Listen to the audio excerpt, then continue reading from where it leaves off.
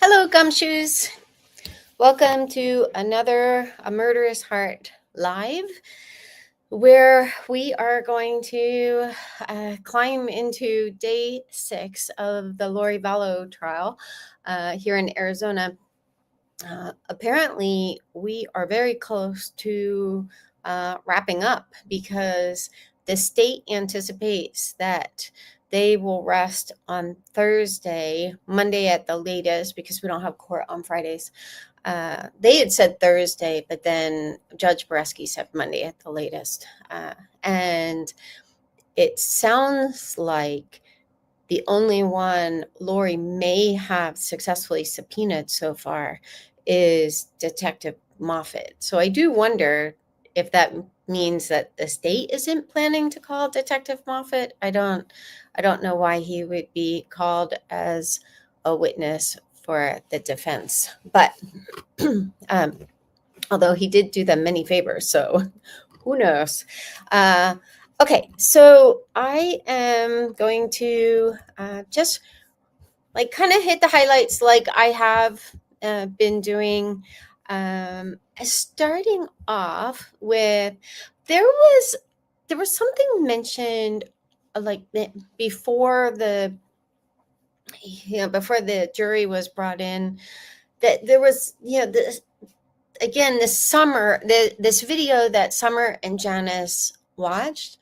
And I thought maybe it was like a Melanie Pulowski thing where it's like, oops, we watched some video of the trial. But it doesn't sound like that because the state doesn't want testimony about it brought in where Lori does. So I don't know what it is. And I'm sure there are better minds than mine, that can maybe better anticipate what this video might be. The only thing I could think of, which I don't think that the defense would be able to bring in, is because I imagine it would be hearsay. But Summer had said when she was interviewed by Chandler Police, and this was like in 2020, maybe, that she was with Tylee at Alex's house. And I think this was sometime circa March 2019. And Charles and Tylee got into a fight and Summer recorded it. And she said something about like he said terrible things to Tylee. So with them both being deceased, I would imagine that would be like the pinnacle of hearsay. But I just couldn't think of any other video that the defense would want to bring in. I think with this particular one, it would go toward, establishing that that there was friction between Charles and Tylee, and I think Summer even said like it made her want to cry. So I don't know. I guess we'll find out soon enough. But that was just the first thing that came to mind. After that, um, Detective Inklin was back on the stand. I kind of felt for her. Like, yeah, I mean, first of all, I'm sure it was really annoying to be questioned by a defendant that she had just happened to go very easy on. She didn't catch some critical details, like the fact that Lori said, she found Charles' phone in his rental car because, ostensibly the whole reason that they had this big fight and Charles was shot and killed was a fight over the phone. So how, I mentioned this last night. I think I mentioned it one other time. The only way the phone could have gotten into the car would have been if someone brought it into the car. And obviously that someone would have been, anyone but Charles. So I'm sure she feels, really, kind of one against the wind. She did she did come across as, pretty icy, pretty defensive. But one thing that really bothered me, and like some of these things that I've pointed out, they were errors in the investigation. you know, I don't have like the same anger and animosity that I did. I don't.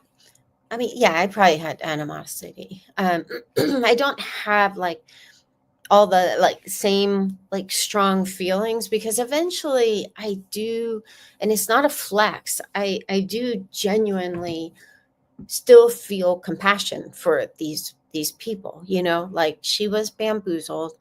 Lori was good at bamboozling. That doesn't excuse Detective Inklin, but there is the humanity of it. Like, she's already going to carry this the rest of her career, quite possibly the rest of her life. And we all, go through life with trauma. We go through life with, like beating ourselves up over our failures and stuff. So I do want to be careful, even in covering some of these things. Like, I don't want to be the one who's just like kicking people when they're down.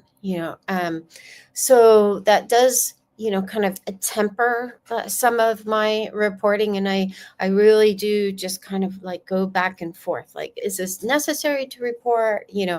Um, but there was one thing that she said that did bother me, and it did come across. She may not have intended it to come across passive aggressively, but it did come across as passive aggression, because if you think back, if you watch the first Dateline, I think it was the first Dateline, she and Detective Moffat were interviewed for that episode. And when Detective Moffat was talking about ordering the welfare check, I mean, uh, he said he was the one who ordered the welfare check. Like, Kay reached out to him, then he reached out. I think actually he reached out to uh, uh, Detective Ryan. I can't think of it. I can't think of his last name right now. But with Gilbert Police, and I think he was the one who actually did the welfare check. So the can was kicked down the road a little bit. But Detective Moffat, in that interview, had said that he called it more so for JJ than for Tylee, because he couldn't say, you know what, we were totally convinced that Tylee was one of the bad guys. We actually even listed her as a suspect, not because we actually believed she was a suspect, but because we just wanted to get the search warrant and we didn't want to get pushback. And we know that I am very confident that they didn't actually think that she was a suspect in Charles' murder. They didn't say, like what she was a suspect in, but I think it did mention in a murder investigation. But they only asked for her email records starting in, I believe it was September, but it was after Charles was killed. So obviously, just logic 101, if you want someone's email records because she's a suspect in a murder, you're not going to ask for that they start 2 months after the murder. They were clearly seeing, are there any signs of life? Is she active on a phone? Is she active, in email? Is she active on social media? And I think they only got a search warrant for Facebook, which was kind of weird because Gen Z, like they're just not really into Facebook. So as far as I know, there wasn't ever a search warrant for Snapchat, Instagram, the social media platforms that she was more active on. She also had it was at that time Twitter account, but it was more for her photography. And she had a Smule account where that's like a yeah, and that's where like they all sang. But and we know other family members joined as well, but it when I did my research into everyone's Smule accounts, it looked like Tylee joined first, and then the rest of the family followed her onto Smule. But anyway, so so that he couldn't say like, I didn't ask for Tylee to be included in the welfare check, because we had multiple family members representing her as being one of these perpetrators. But so instead, what he said was, it's more so for JJ than Tylee, because Tylee was 16, 17, and they show Keith's face, and he just looks kind of mortified. Like, you just said, like, you didn't include a kid in a welfare check, even though you knew there were 2 kids in that house. What he didn't know was that she had been rated a dangerously dark spirit, because there's no evidence that any of the family members who had that document passed it on to law enforcement. All he would have known was that Nicole Cox, who was Adam Cox's wife at the time, said she agreed with her. She agreed that she was a dark spirit, or agreed with her dark rating. But Detective Moffat would have had no idea what she was talking about. But anyway, so that 16, 17 at the time, I mean, anyone who knew me at the time knew I was absolutely furious. Like, it just seemed, I mean, because she was 16.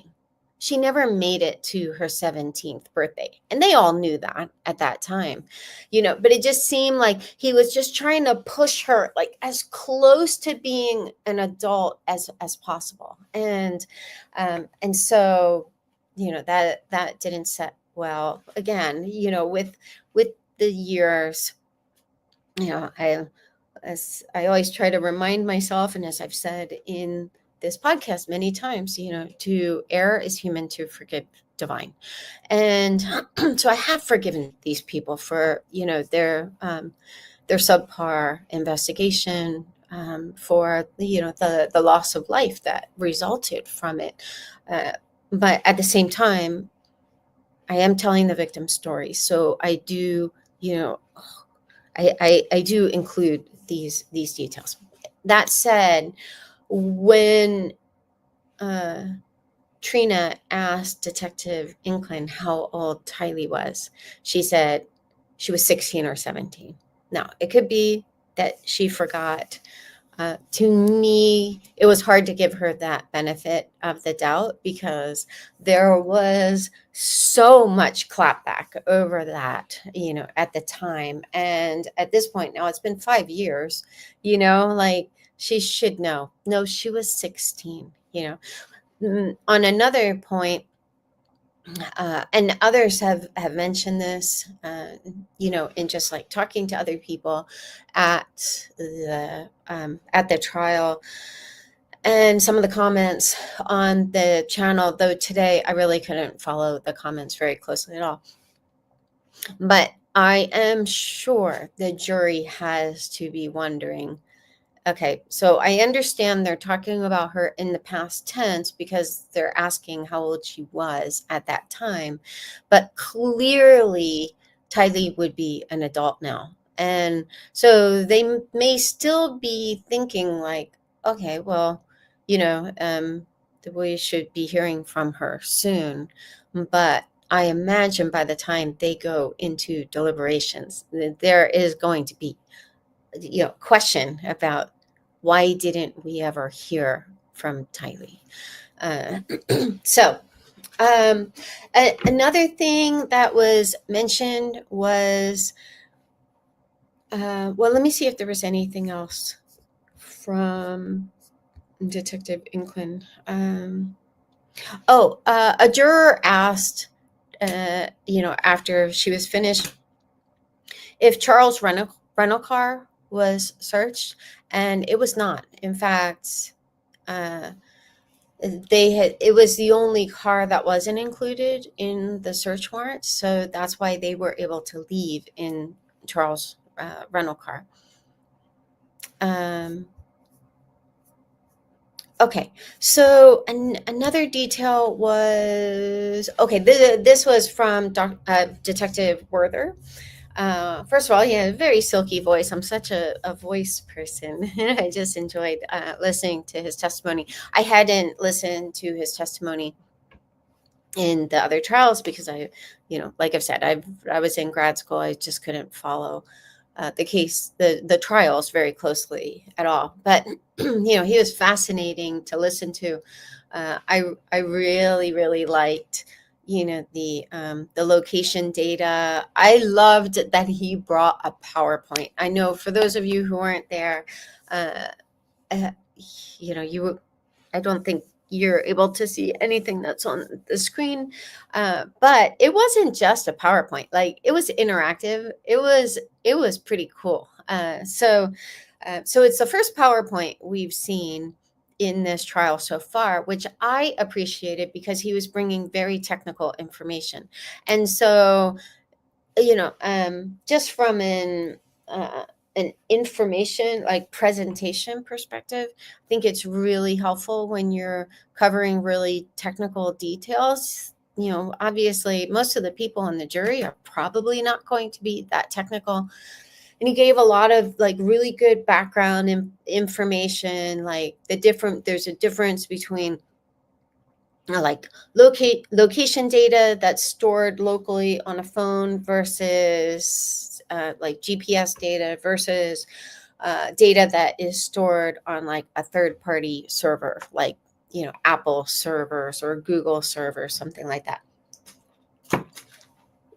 So I thought he laid really good foundation, but then it was also interactive.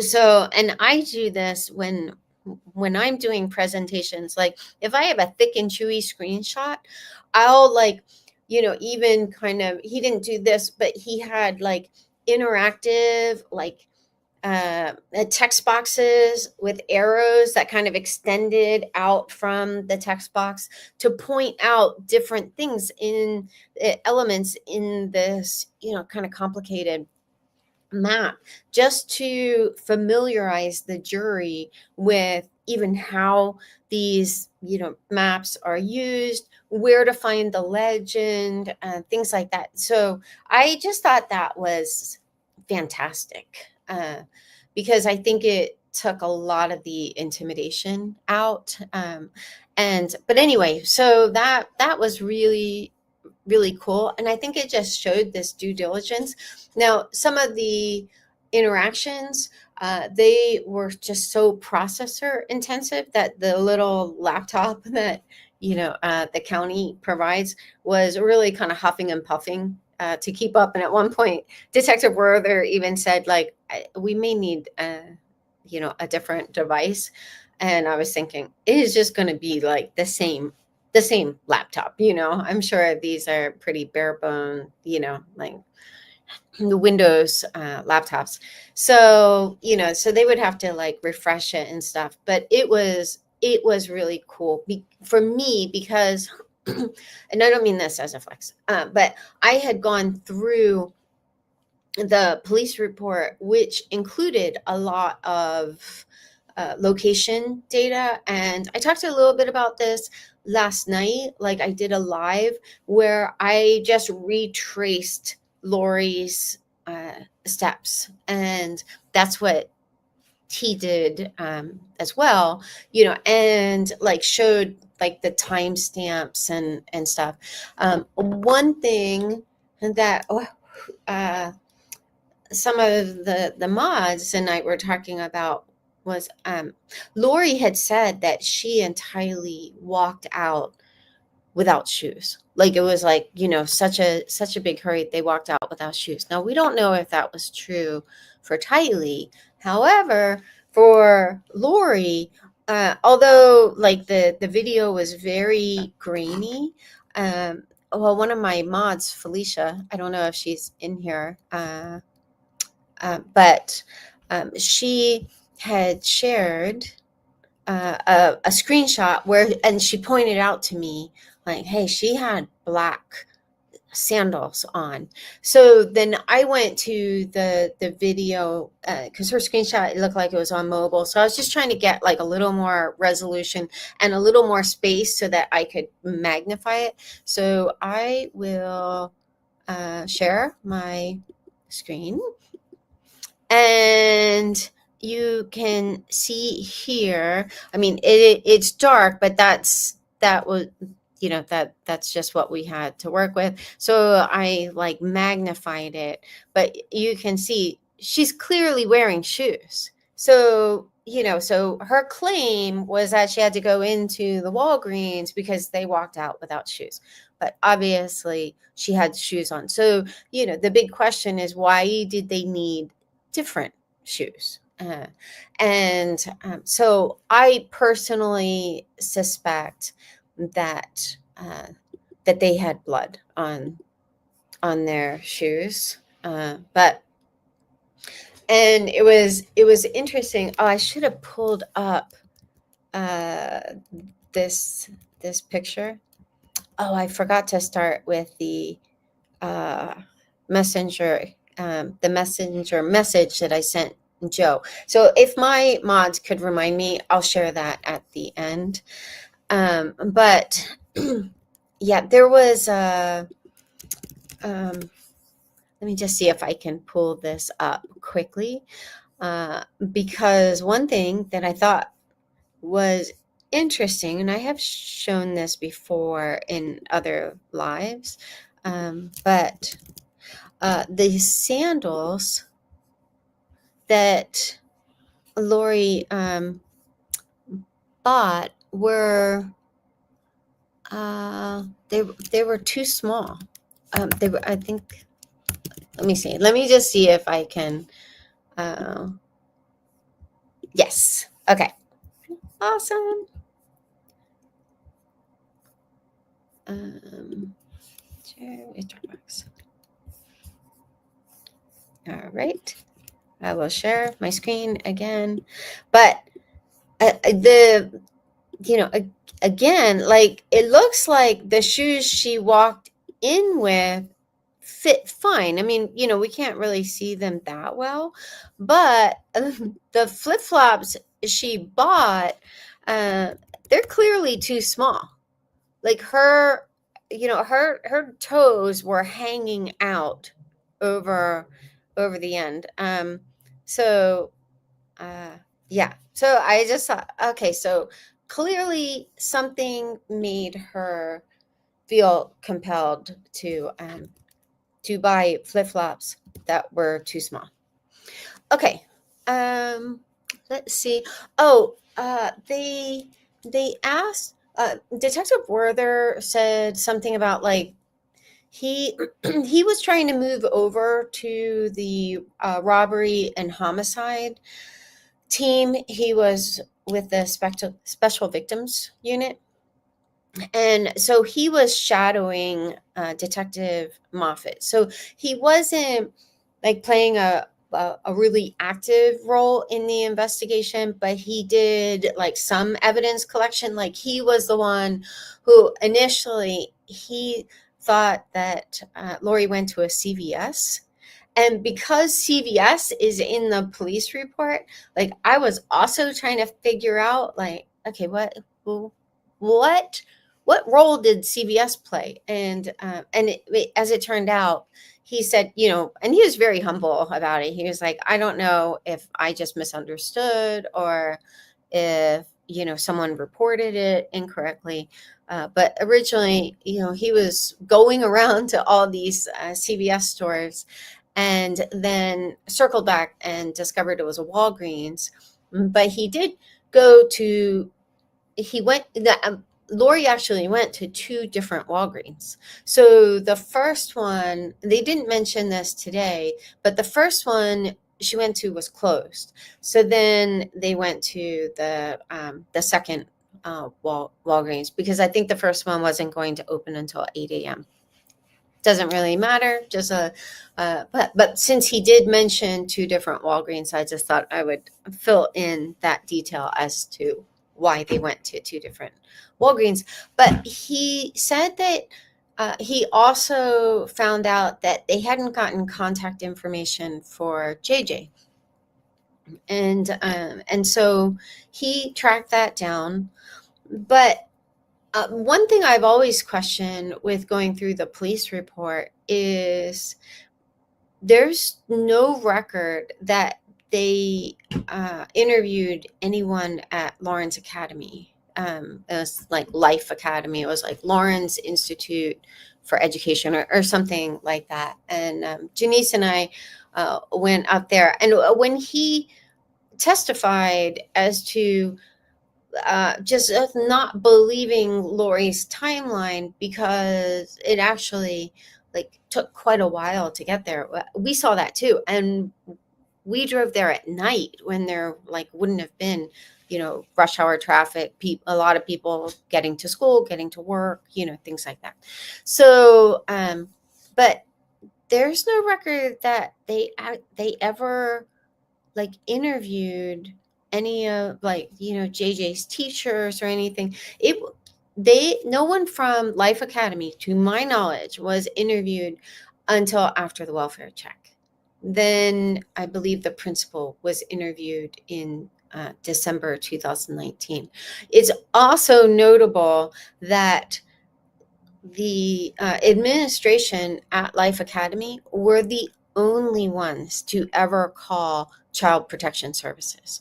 So they called Child Protection Services when Charles told them that Lori was still MIA. I think they were concerned for Lori's safety. I think they were just like, we're hearing from a parent that he doesn't know where the other parent is. So they called Child Protection Services. Child Protection Services, like we don't know what resulted from that investigation, if there even was one.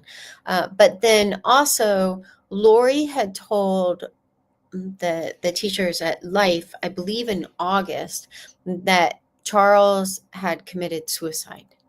And so, but then someone at Life found out, like through the news or something, saw something somewhere that he had been shot. So they called Child Protection Services again, but they were the only ones. Like no family members or anyone else did that. So I really appreciated that Life did that. And to my knowledge, I don't think Child Protection Services has been brought in to any of these trials. I could be wrong about that, but certainly not this trial. So I don't know if anything was like really pursued with that. Okay, and then this wasn't mentioned.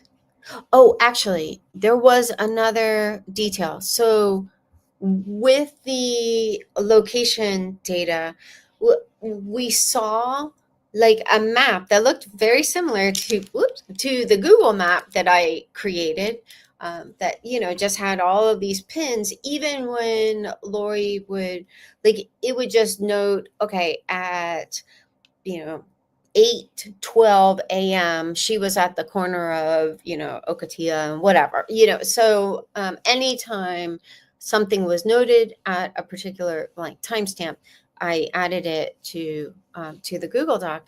But what was interesting was you saw where, like, when Detective Inklin called them and asked them to come back to the house, they really wanted to do, according to my memory, they initially wanted to do a walkthrough with both Alex and Lori.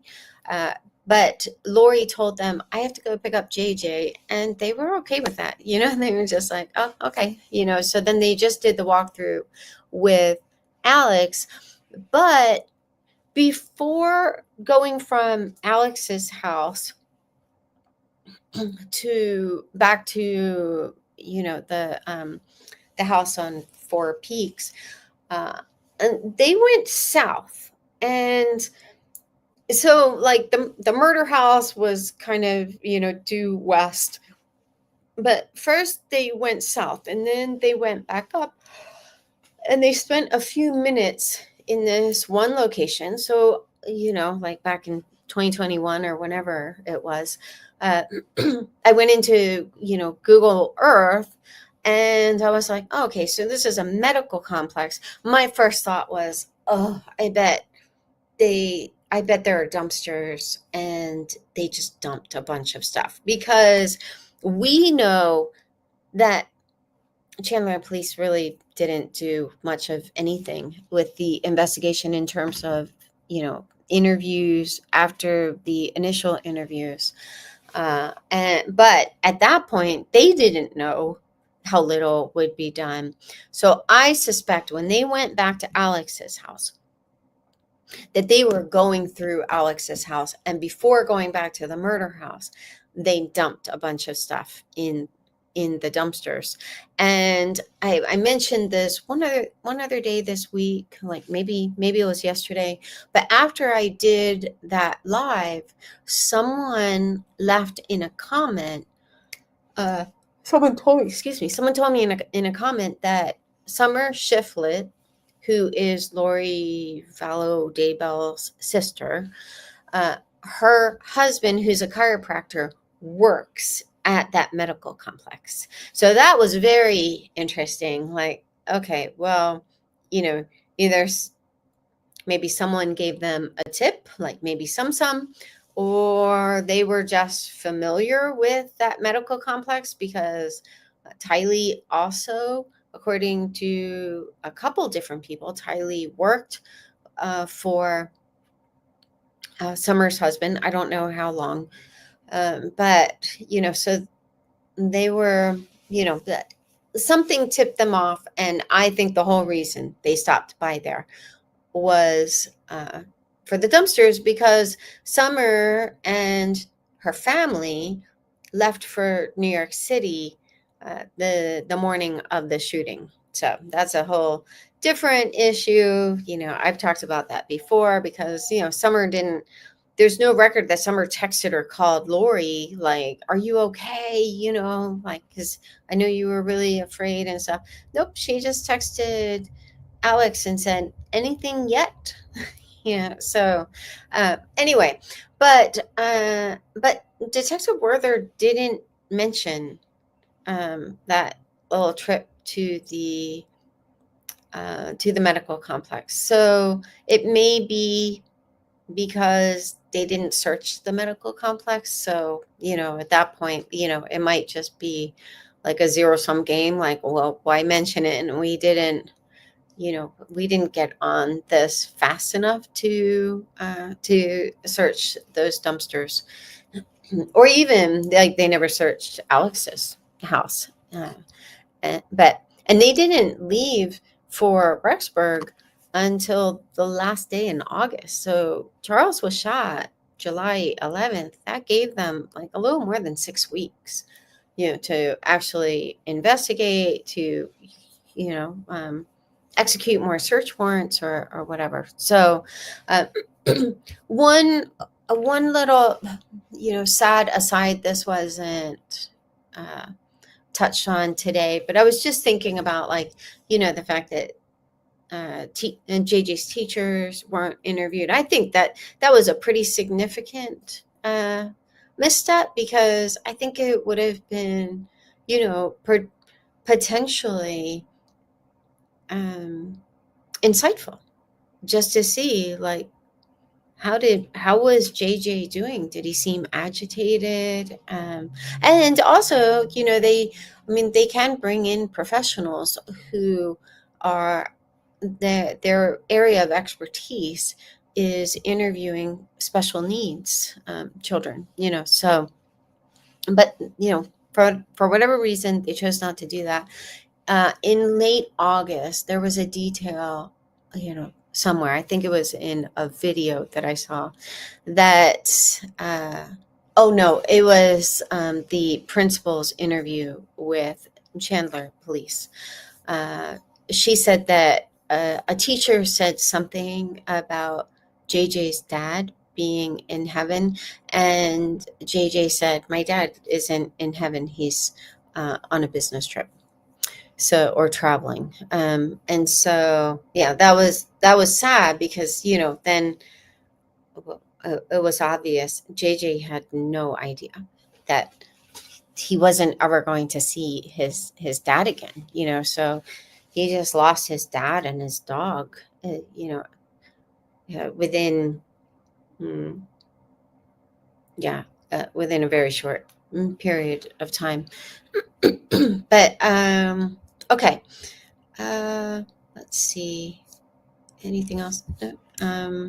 Let's see. Okay, so another point that he mentioned. Let's see. Okay, so Detective Werther went with Detective Moffat to Charles' hotel room. He noted that Charles had two suitcases. Now, a little bit later, Lori said, could one of the suitcases have been like a briefcase with wheels? Because she knew that Charles had a briefcase with wheels. I don't know why she would have asked that. Like, sometimes I think she was, it seemed like she was trying to establish rapport with the witnesses, like at times even like laughing and stuff. um as an observer, it just tended to fall flat, just because it's just kind of cringe, because yeah, for like a normal defense attorney, eh, at times they do try to do that, and will kind of play good cop bad cop even within the same person, depending on what they're going for. But with Lori, she's actually a convict,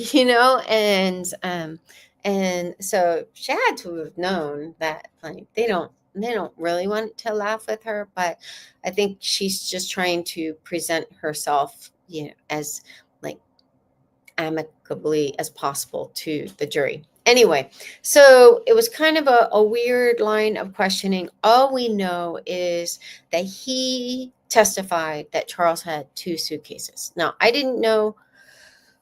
Oh, excuse me. But he also had a backpack. So, I carry a backpack. I mean, typically you're either going to carry a backpack or a suitcase, but, unless he was like planning on backpacking in the mountains or something like that.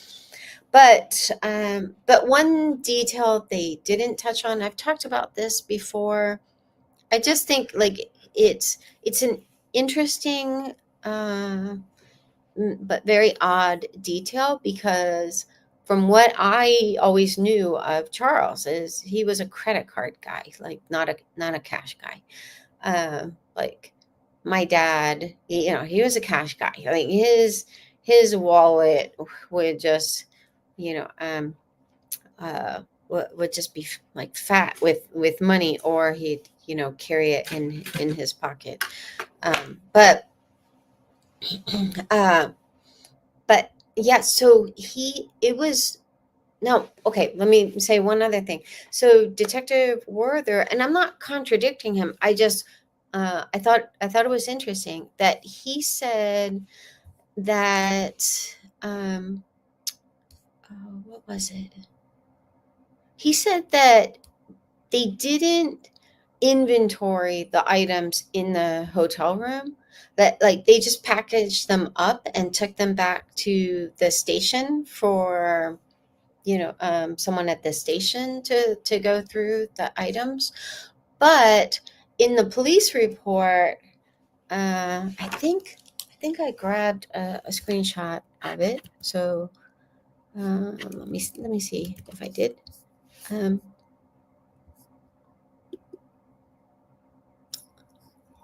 let's see. Yeah, so I'll just read this.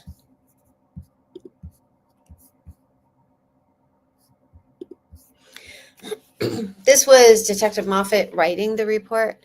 I then met Detective Werther at the True Hotel located at whatever.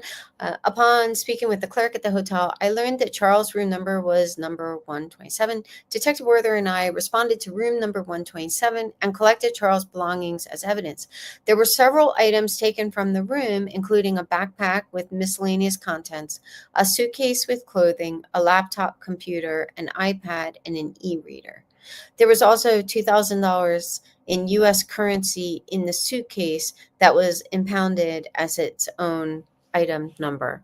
After collecting Charles' belongings, we contacted hotel staff and learned no one had accessed the room since Charles left the day prior. So, I don't know if I like misunderstood what he was saying. I don't have a lot of time. Like I went out, to dinner with friends. I don't have a lot of time to like review the notes with video or anything like that. I just thought it was interesting that it just seemed like he was like, "Don't ask me." It was like, "Don't ask, don't tell." Yeah, we didn't inventory the items. We just brought him back to the hotel room. So, who knows? Maybe Detective Moffat later kind of titrated in this inventory, but the way he wrote it in the report, it sounded like they did take an inventory. But, you know, regardless, one thing that didn't come in was the $2,000 cash. There was no mention of that. I don't think that Lori knows about that, because I would have thought that that would have been something she'd want to ask about, but she didn't. So, um, I mean, I think that's just one of the risks of, insisting on her speedy trial rights, which obviously she does have a constitutional right to that. It's just, the flip side of that is this is a very complicated case. She's pro se. She has no legal experience. She's not particularly legally savvy. She's mostly experienced in abusing the system, but she doesn't know how to like stay within two bumpers. She's so used to using her beauty and charm to be able to color outside any lines she wanted to. And so by insisting on her speedy trial rights, that meant that, she also didn't have enough time to review the evidence that she did have. And then there was also the issue of the raw data, which it does sound like they were able to get into the raw data because it didn't come up today. So, but it sounds like, I don't know, like there may have been an issue. I mean, to be absolutely fair, there was an issue with multiple files in Idaho that were corrupted, and so then like the prosecutor's office had to re-upload quite a few of these files, video files, audio files, and PDFs. So there may have been corruption in whatever protocol they used, to do the transfer or something. Just saying that, just to be fair. Like I think we all just kind of have this proclivity to assume that her team, um, is in over their head. That to I mean, more than likely, that is the case. Like, what are the chances that she actually has someone who is used to, like, because they share the file in this file type is called gray key. So, so then there is at least one additional step, maybe two, to be able to import this gray key file into Cellbrite or whatever they chose to use. So, the judge's suggestion I thought was very fair and very reasonable. Like, he just suggested to the state yesterday, hey, how about you make Detective McDonald, who was the one who pulled this extraction file, uh, how about we just make him available to help the defense? So that may be the case. All we know is it didn't come up today. Okay, let me see what else.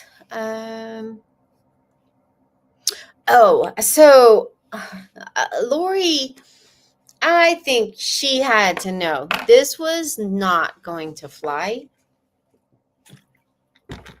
I think she was pretty schemy in how she did this, but she asked Detective Werther to confirm that Charles had a date with Nancy Jo Hancock on the 10th, and he confirmed that. Then she asked if he had a date with someone named Jennifer. Excuse me. I'm not going to include her last name because, again, this is kind of fruit from a cursed tree. She wasn't supposed to introduce this, but but she did. That the next day, the 11th, he had a date scheduled with someone named Jennifer at noon, and then the following day, excuse me, the 13th, he had another date with a woman named Juliet. And so, looking for my cough drops. I might have taken them to court. Just a second. I'm going to get them.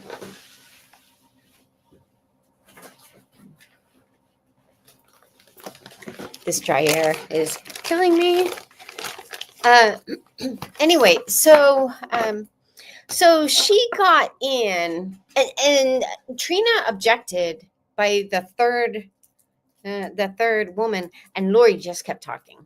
She was like, and the judge was very patient with her. He did stop her, but she was able to get in that third detail. Now, one thing I believe he even instructed the jury to disregard that testimony. But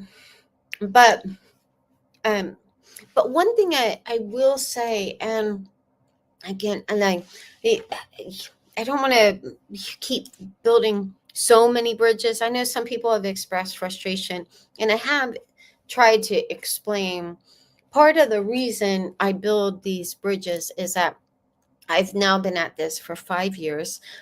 I know there are people who are very unhappy with my reporting because the expectation is that anything that could potentially make a witness or a victim, look less than perfect, there's just an expectation that you bury that. But then the problem with that is that you end up getting a disjointed story that doesn't really make a lot of sense. So, so I try to really tiptoe through the tulips, when I'm sharing these details.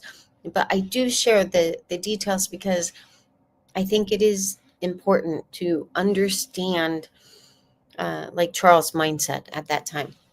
So there was an email that, or I think it was a text message that I will share.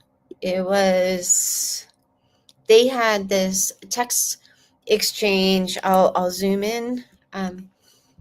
This was, whoa, what happened? Skip, get out of here.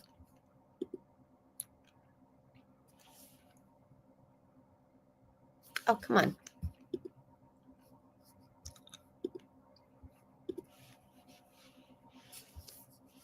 All right, let me,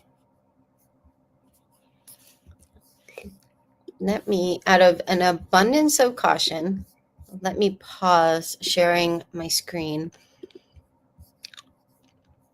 and see.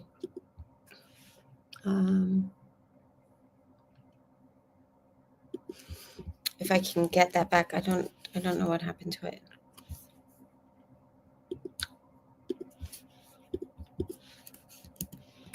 But I have an app that saves, like, I think it's like the last 10 things that you copy to the clipboard. So I'm just going to try to find it there.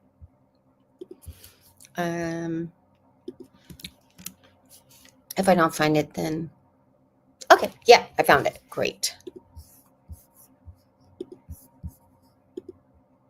Okay, so this was less than 2 weeks before Charles was murdered. He had just discovered the email that Lori had sent Chad from an alias email account for Charles, and he was understandably absolutely furious. So they had some pretty heated exchanges. On June 29th, he said, JJ will come back with me. Lori said, great, you so-and-so and so-and-so are all big frauds. Excuse me, this is just the icing on the cake. Just took a quick drink. Charles, it'll be tough at first since you already abandoned him. He'll get used to it. When I get married again, he'll love his new mommy who doesn't belong in the nut house. This is kind of what I hinted at when, and I wasn't hinting at it to contradict what Nancy Joe testified to, because it would make sense that, someone he's going on a first date with, you don't want to come across like an angry ex, although he did talk quite a bit about Lori. But but he was in communication with quite a few women. I've mentioned before, there were 14 just on Google Chat alone. So that didn't include like dating apps and things like that. But it does seem like Charles was in a really big hurry to remarry. But I think it came from like a really good place. And like, I think his heart was in the right place. I think he felt desperate.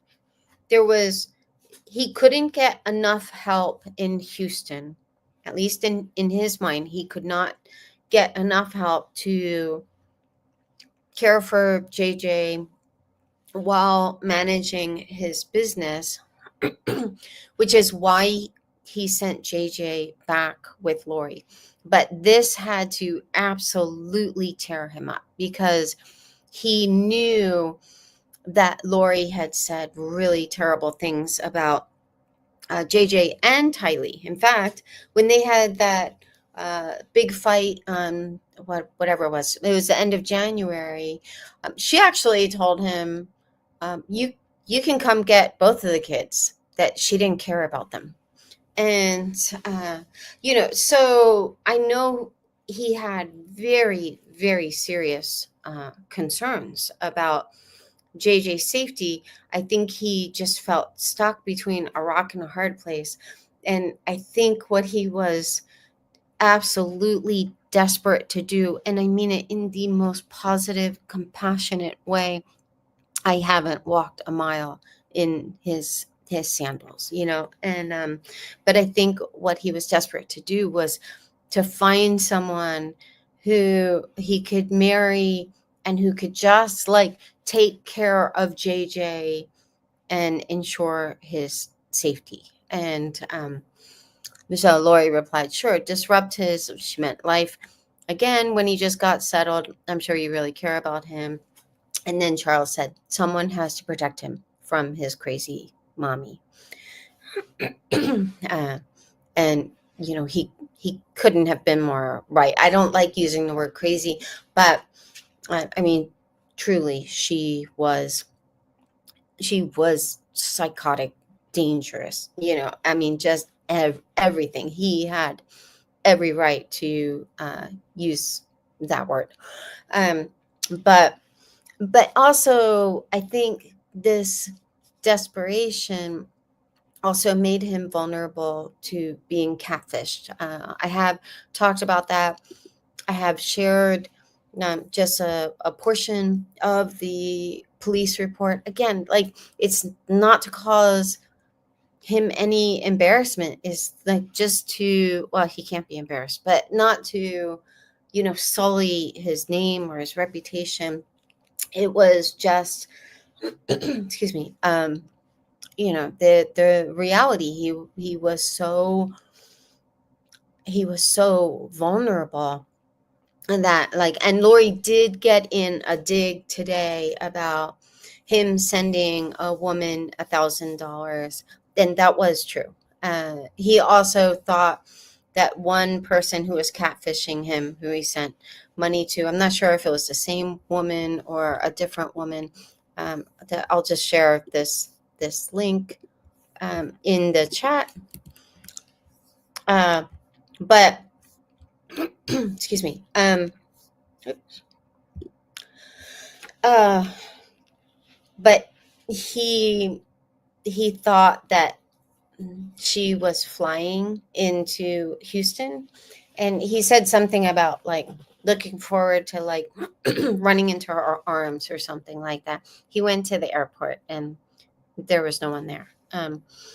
So it's just like a peek behind the curtain of just how absolutely desperate he was, because he needed help.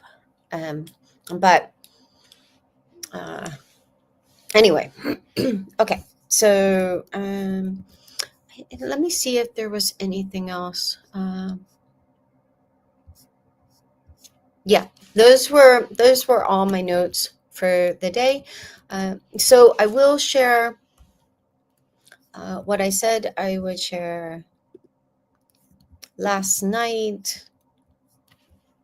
I had talked, someone had asked about, I don't know, like, my experience of driving to Joe's apartment, which was in Phoenix. And, just in that experience, I was talking about how, like, one of the, one just kind of dark, somewhat bizarre detail in all of this is that, as I mentioned, like, Joe and I had been estranged since 2004. We went on a vacation with Lori and Joe, and Joe struggled with some rage issues. He really scared my kids, and that was it for me. And excuse me.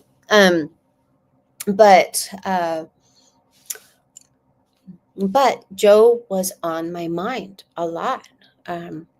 And it was March 2018. So I had, somewhat regularly, I would do these checks on our biological mother, who was homeless, living in the Bronx in New York City.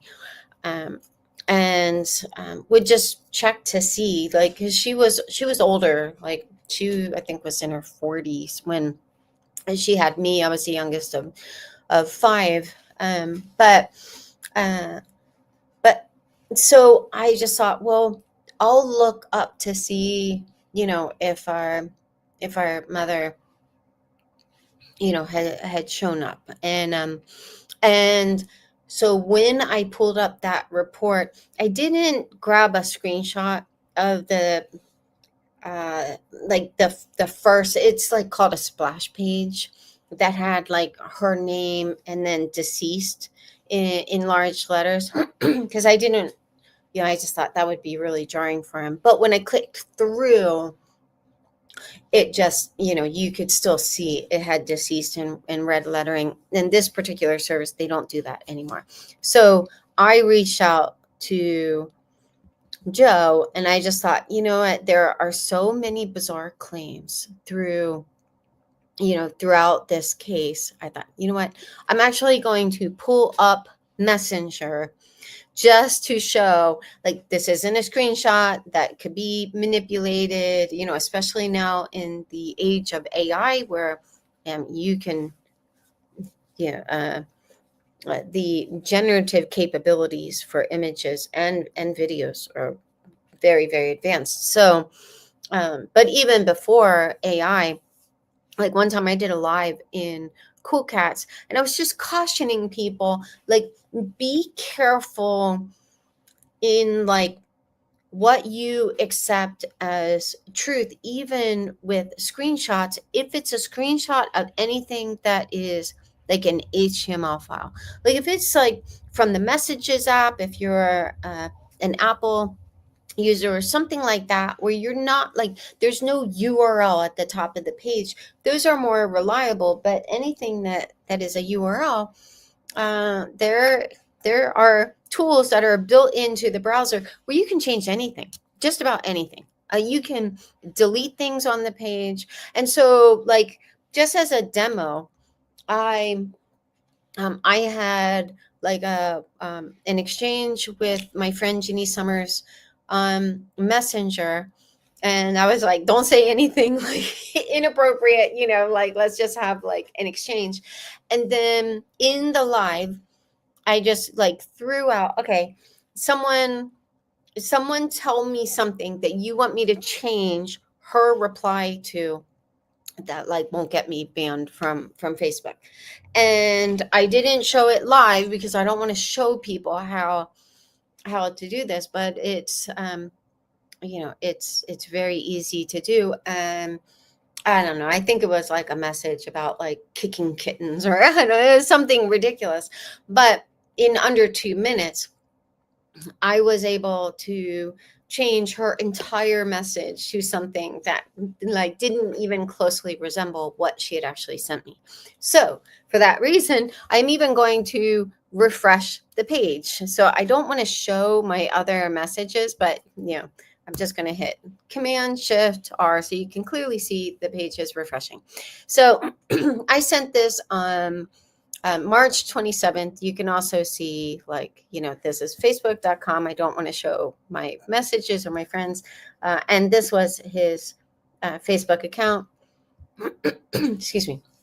Something you could also verify. But so I reached out to him March 27th, 2018. Hey, Joseph, I hope you're doing well. Now, keep in mind, we had not had any contact for 14 years. You may already be aware of this, but Mom is confirmed deceased. Every once in a while, I would look for her online, but when I opened the page I had bookmarked a while ago, it said she died on December 1st, 2001. She was pretty much a stranger to me. I was a newborn when we went into an orphanage, and then were doled out to different foster homes, and we only saw her once a year, and it always had to be supervised because she abducted me. But I continued. She was pretty much a stranger to me, but you probably knew her better than any of us. Take care.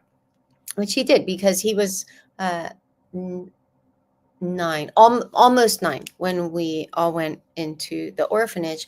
So he has the strongest he had the strongest memories of anyone. Like, we were the bookends. And so then this was the report. And these were just more details. So you can see it was kind of overkill, bad choice of words, but it was just like deceased, deceased, deceased, deceased, deceased. But and it never showed as having been read. And at the time, I was thinking, like, if you send a message to someone over Messenger, but you're not Facebook friends, and you can see, like, we weren't friends on Facebook. There was one time I went on LinkedIn, and it was before LinkedIn put the ability to see who looked at your profile behind a paywall. Now, you can only see that if you actually pay for an account. But I saw that he had viewed my account.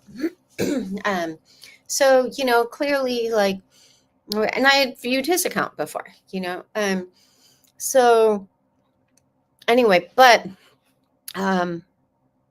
he was found about a week later, but they estimate that he had been dead 2 to 3 weeks. So, so this was just one of many of the details where you're just like, this is stranger than fiction. Like, why was he on my mind? And oh, was I not showing my screen all that time?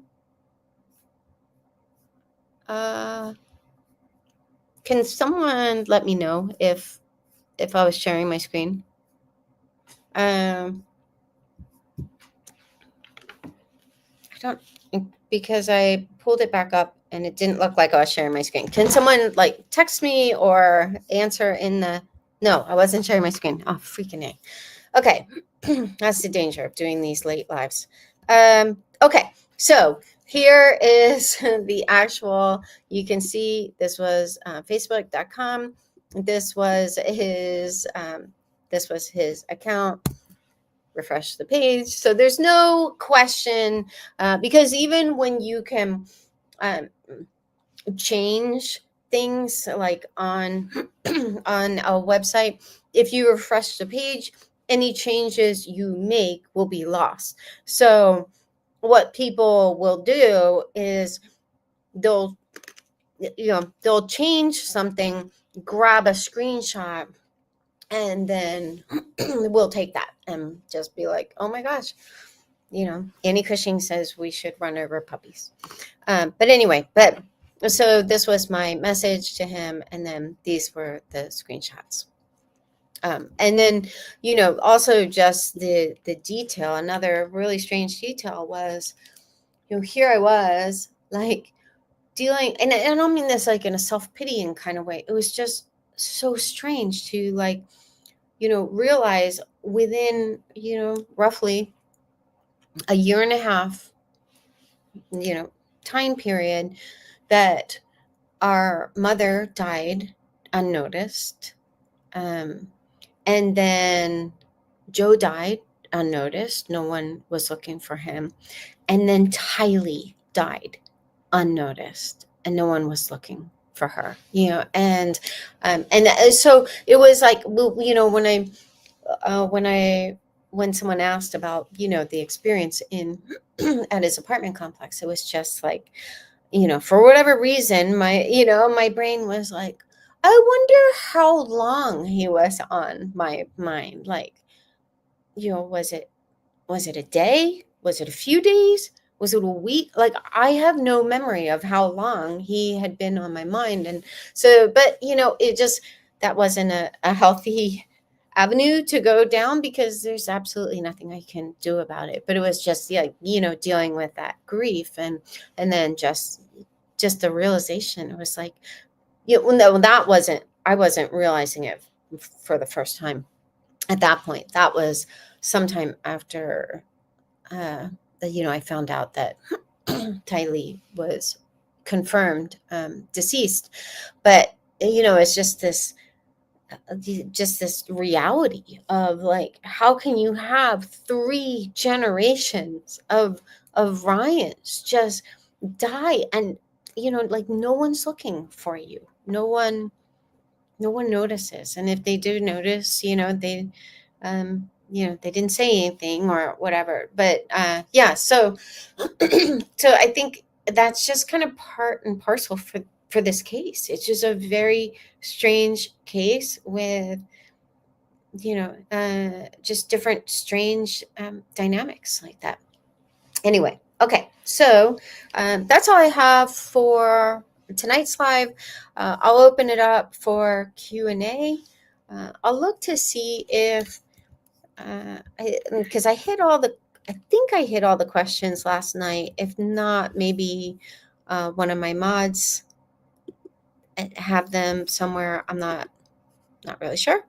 But I'll just look and see if they have any questions, and if not, I'll just jump into the chat and see if there are any questions there.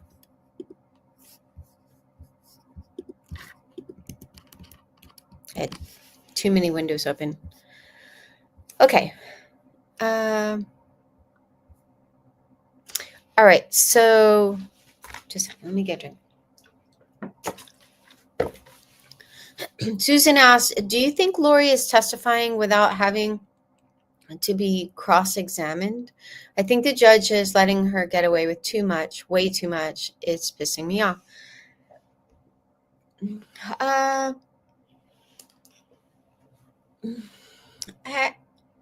don't know. I mean, he reels her in pretty quickly. Like, honestly, initially, I kind of felt like with his rulings and some, I definitely with his rulings in the first couple of days, I felt like he was giving preferential treatment to the state, like really just dismissing Lori's concerns about, like Detective, oh gosh, what was his name? What's his name? And the one who was brought in as an expert witness, Detective Coons. I thought she made a salient point about, okay, so there are these requirements. You're supposed to file a report that indicating what the expert witness is going to testify about. That part, I don't know if the state did that or not. But one thing that Lori insisted that the state didn't do, and the state didn't argue it, was provide the expert witness's qualifications, because I've talked about this before. The defense is supposed to be able to challenge those. They're entitled to even a special hearing just to talk about the qualifications. And so without submitting those, with kind of cutting corners in with that, I mean, my biggest concern is just that we avoid as many appealable issues as possible. So I did kind of feel like in the beginning he may have been a little too dismissive and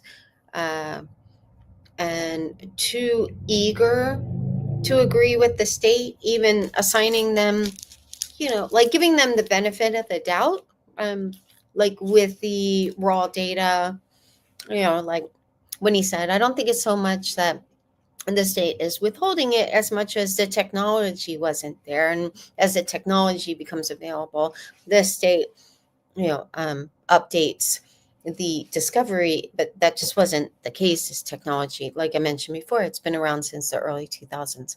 So, but, so I wonder if, I wonder if he's just trying to course correct a little bit, because, I'll be honest, I wasn't sure if I was going to address this, but what the heck? Someone had sent me a video, excuse me, that one reporter did demonstrating the shock belt that she has on. And I know that that was a bit of a crowd pleaser. Again, this isn't a flex for me. I was just like, how is this even constitutional? And so I just started researching with ChatGPT, because he had said and the guy who demoed it, he looked like he was 6 foot forever, like a bigger guy. And he was cautioned not to actually hook the belt because the pain is so intense. So he just had it up against his back, and I think he had probably less than a second of the zap before he dropped the belt, and clearly he was in a significant amount of pain. But I was just like, okay, so I struggled with that because, I went to Chat GPT and was like, is this constitutional? Like, an 8, because the guy who was being interviewed said that, like, if anything happened, like, if Lori lost her cool, charge the witness down, charge the judge, whatever, that she would receive 8 seconds of that. Well, she's like maybe 100 pounds after a big bowl of spaghetti, so I was just like, I could understand if the defendant was like, like that, the reporter's size, or like I don't know, like, just like a Detective Concitus, like the Gentle Giant, like if Detective Concitus, charged anyone, it's gonna take, quite a few guys to like take him down. Not that he would ever do that. He is just such a gentle, sweet man.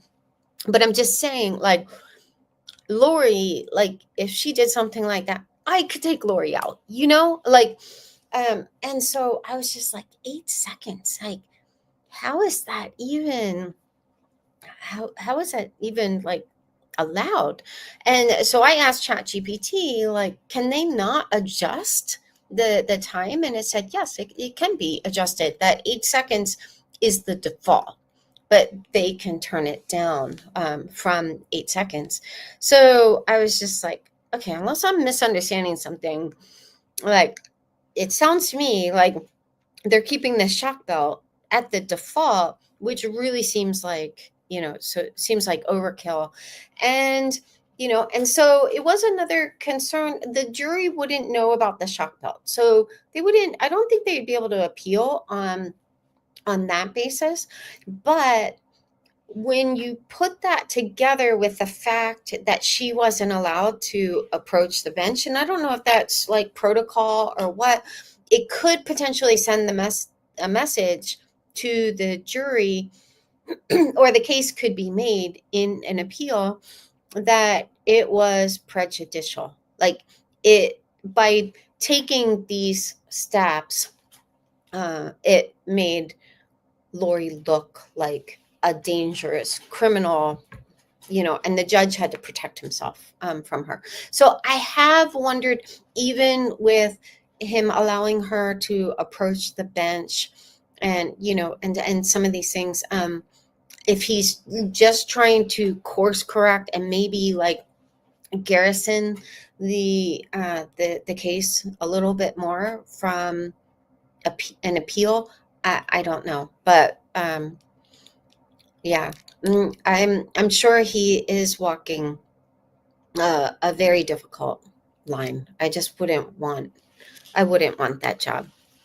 And at times I'm like, I'm sure this guy doesn't want this job. I'm sure he cannot wait for this trial to be over. Okay. Whoa.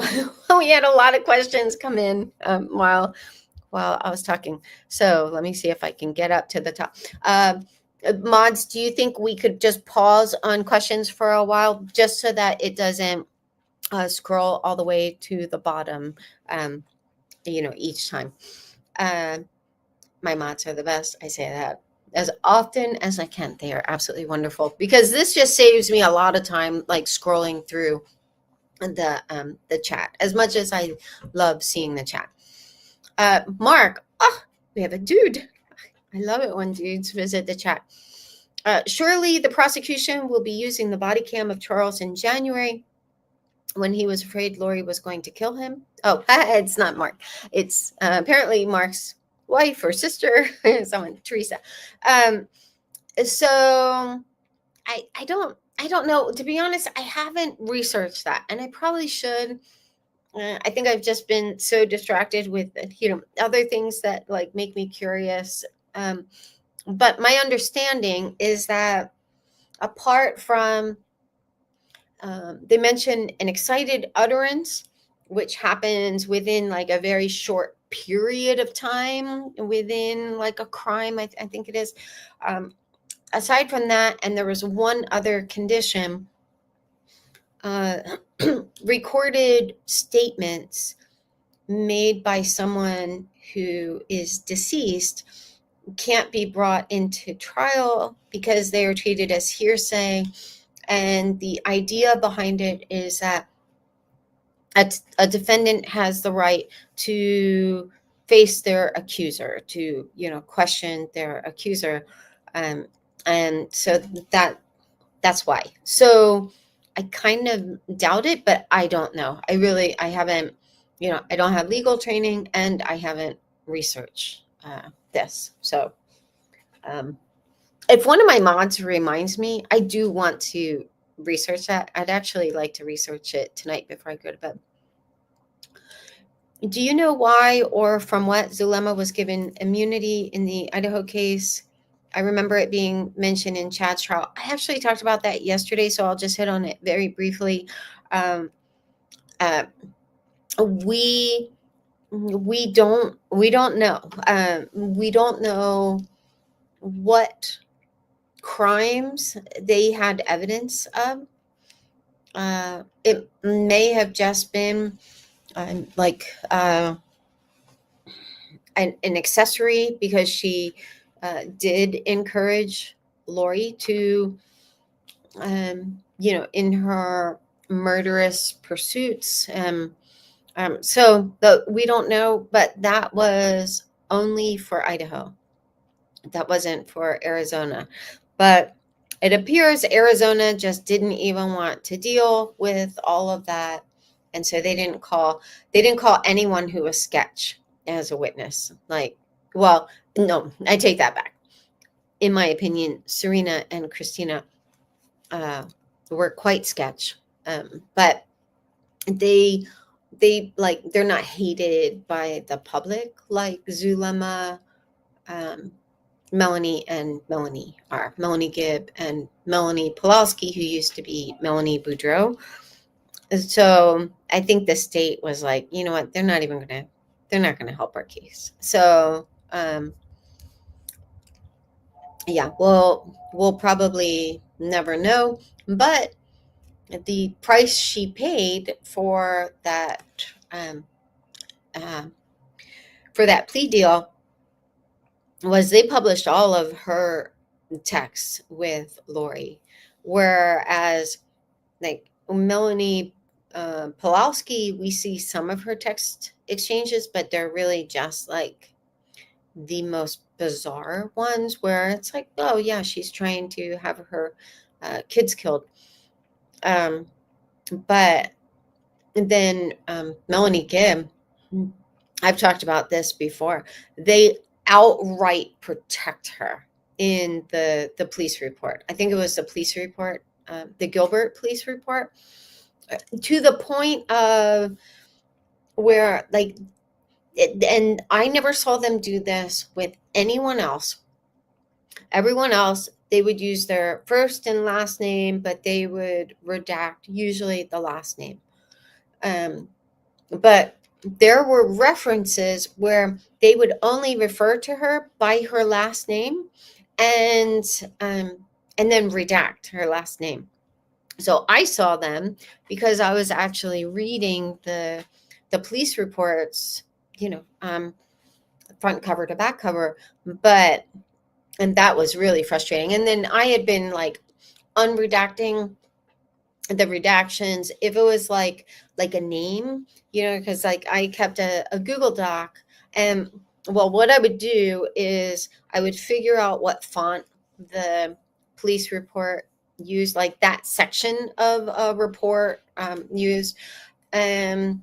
So I'd figure out the font and the font size by tweaking it until like a portion of text that wasn't redacted, like until like the new text fit on top of it like reasonably well. And then I had this Google Doc where I had everyone's names in like order, descending order of width. Um, and and so no, ascending order. So it was like, like the shortest name, let's just say the shortest name was Al. And I also had Alex, Zach, so those were really short names. And then they got longer, and then and then I had like the first and last names, and so when I would run into a redaction, I would just be like, okay, it's a little too long for Janice, so the next name down was, whoever. And so that's how I would unredact, like just short, like where it was really obvious that this is a name, they're talking about a name, there's a verb, like this name did something.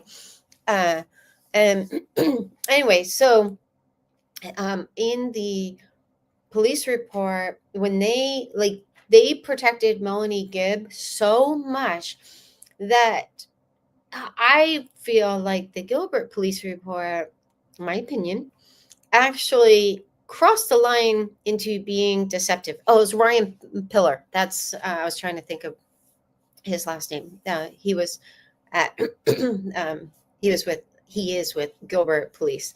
But so what they would, and I'm not associating Ryan Pillar with, the detective who was deceptive. It was just like I just kind of like saw the police report as I was talking about it. I was like, oh, right, yeah, Ryan Pillar. But someone actually said in the police report that Lori and Chad asked Melanie Gibb to lie for them, and she refused. Well, this police report came out in 2021. I assume they can't update it or change something. But so I think early on, everyone was on board with, hey, you know what? She made this recording for us, so we're just gonna give her safe passage. So she didn't have a plea deal, but it did seem like there was some kind of like agreement because of the level of protection that she enjoyed, to the point of she and David didn't even they didn't even get a warrant for their phone records, or like their iCloud, or I don't think they got warrants for anything of theirs. So so Melanie has been largely protected regardless. And we found out at Chad's preliminary trial in August of 2020, first week of August, we were, excuse me, we were already alerted.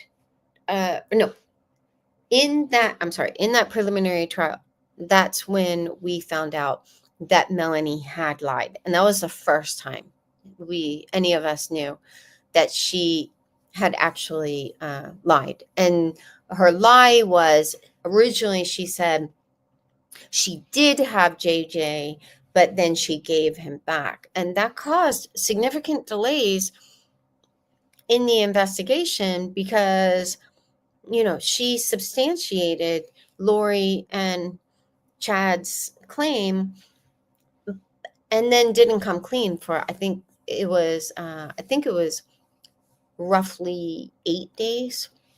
But anyway, so she did lie. Like, you just can't say that Lori Chad asked her to lie, but she refused. But also in the original affidavit of probable cause that came out of Idaho, it also said, and that's why we all thought that, she didn't lie. That, we were like, oh my gosh, I can't believe Lori and Chad actually asked her to lie, and say she had JJ.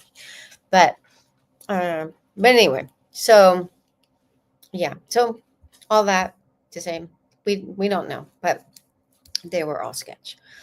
Do you think the jury is getting close to asking, is Tylee going to be able to give us some testimony? I do strongly suspect that, like, if I were on that jury, let me put it this way. If I were on that jury, I would be thinking Tylee probably, turned state's witness, and her testimony is so compelling that, well, I shouldn't say turned state's witness because she wasn't one of the perpetrators, but but if I were a jury member, I wouldn't know that. So I would be thinking they're probably saving Tylee for last, because obviously not hard to do the math. If Detective Inklin said she was 16 or 17 in mid 2019, clearly she's an adult now. And and so I would be thinking, if I really didn't know anything about this case, I would be thinking they're probably saving her for last, or close to last, because you really want your powerful testimony a lot of times to come in, like toward the end, because that's what's freshest in the jury's mind. So I don't know that they would have cause to be suspicious at this point, but I think the moment they are handed the case to, okay, now, go deliberate, I strongly suspect that that will be a point of discussion. We'll just say, like, why didn't we ever hear from the daughter? Now, I don't know if the judge will give them instruction that they're not supposed to talk about that or consider that. I really just don't know. But I'm sure, if the state, once the state rests, I think at that point they're just going to be like, okay, either she's a witness for the defense, or yeah, so they might think when the state rests that Tylee is going to back up her mom's story. I think once Lori rests and they, do their, like, they're ready to do their closing statements, I think the jury will be like, this doesn't make sense. Why didn't we hear from the daughter? So, um, any reaction by Lori to autopsy photos? I really don't know. I looked over a few times. She was looking at her screen right in front of her. So I don't know. And unlike, when she was on trial in Idaho, where she was sitting off to the side, for that trial, she was, she tried to get out of it. Like, her attorneys argued, hey, her mental health is very fragile. We warned you even before, like, moving forward with the trial. We didn't think she was competent. And so they asked for her to be excused for all the graphic photos. And Judge Boyce, who, is just very fair, very, very reasonable, not only did he deny the motion, or, the request, he actually let Lori know that she could be restrained. Like, if she didn't act appropriately, she could be restrained. And so, that kept her in check. Did Lori not make a point of seeing Alex standing at Charles' feet right before she left the house? Makes me think she could have taken the final shot and wants to hang it on Alex. I've talked about that. I talked about it pretty extensively last night, so I won't go into detail, but I do question if Lori took the final shot, not just because, like, that's a scintillating thing to do. It's, I've wondered ever since I read the story of Nephi, because if memory serves me, and maybe my LDS friends can tell me if I'm wrong, but Nephi was the one who actually killed Laman. And Laban. I think his name was Laban. There was a Laban in the Bible, but I think this was a Laman. But but and Lori had said that she was told that she would be like Nephi, and she said to Alex, and so will you.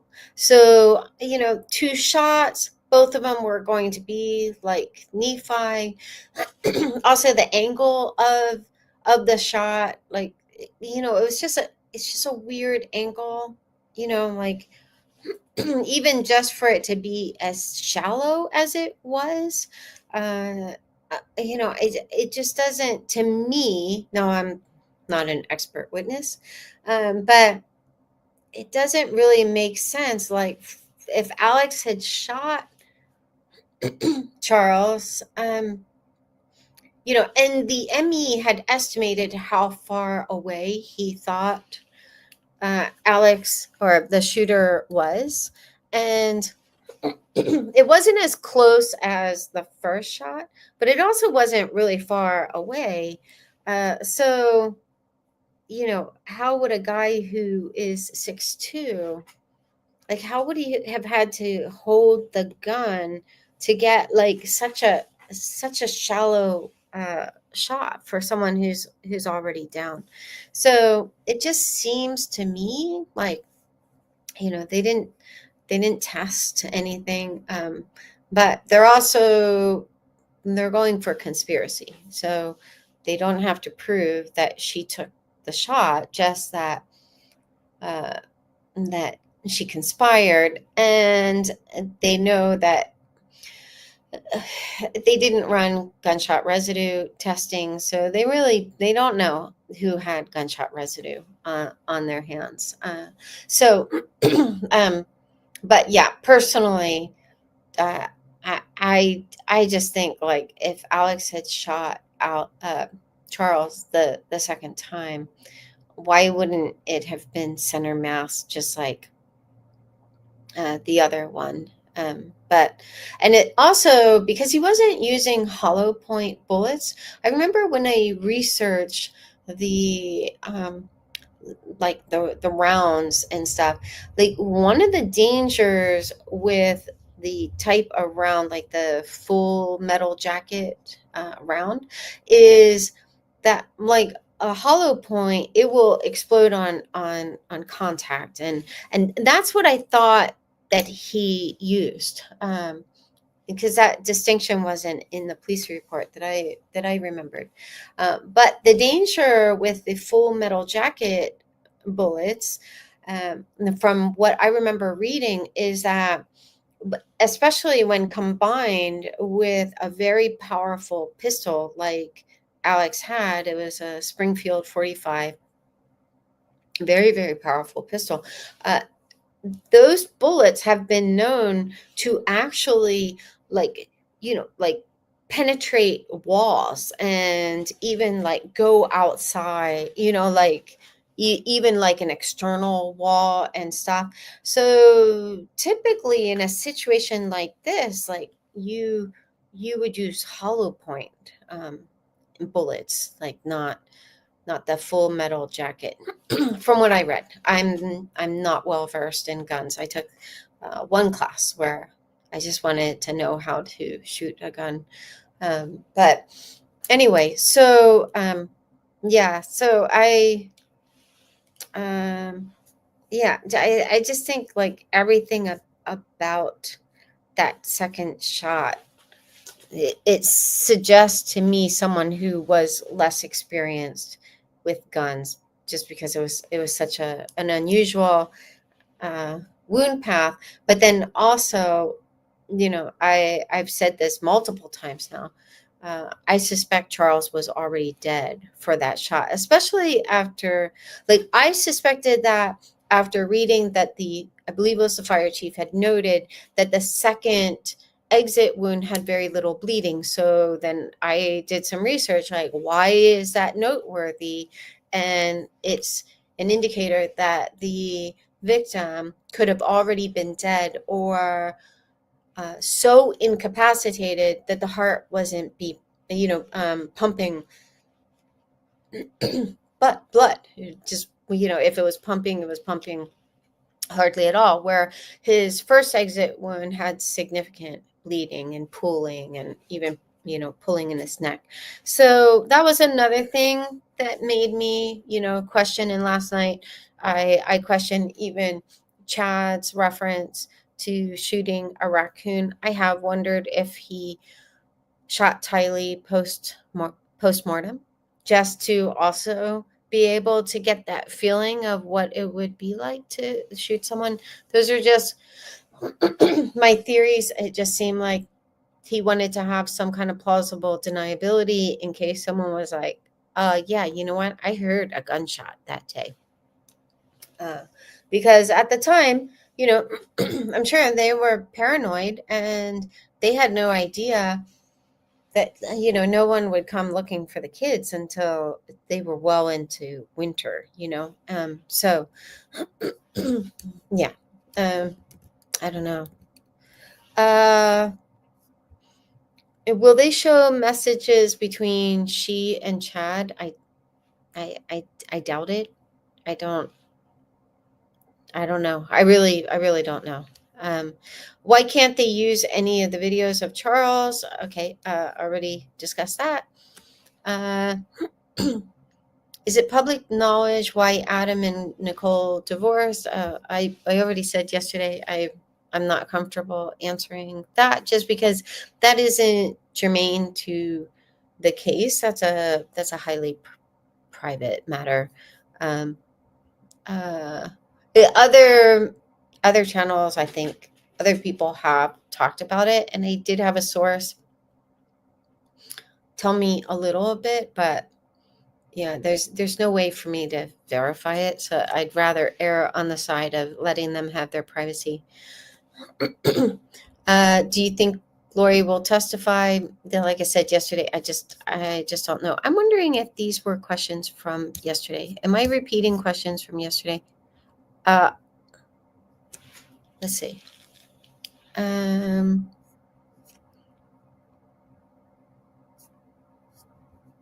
okay, yeah, I think I am. Sunny, from a courtroom observer, does all the questions about Charles' dates add to Lori's motive for this crime? I don't think so, because they were separated. I just don't think the jury is going to care about that. And I think especially with her talking over Trina, like, that's verboten. You're not allowed to do that. Like, when when another attorney makes an objection, the other attorney is supposed to stop and wait for the judge's ruling. And there have been times where they've even talked over each other, and Judge Boreski has had to, like, and Judge Boyce had to do the same thing. He had to say, okay, please stop talking, let me, make a ruling, and stuff. But um yeah, I don't think it adds to motive, but I think it does make Lori look really petty. Uh, did you hear before they brought in the jury, the judge talked to Lori about her Zach Cox relevance? Lori's investigator said that Zach contradicted parts of Adam's timeline. Mm, yeah. He wanted to know, like, what Zach would be able to testify to that Adam didn't already, that hasn't already been covered. And he also added that at this late date, she's most likely not going to be able to bring in any of these witnesses. And so, the judge left like a little bit of wiggle room, but very little. So far, do you think the conspiracy has been shown? Murder by Alex is pretty clear, but Lori, what are your thoughts? I talked about this a little bit yesterday. And personally, well, let me say, first of all, we still have 2 more days, if if the schedule goes as Trina thinks it will.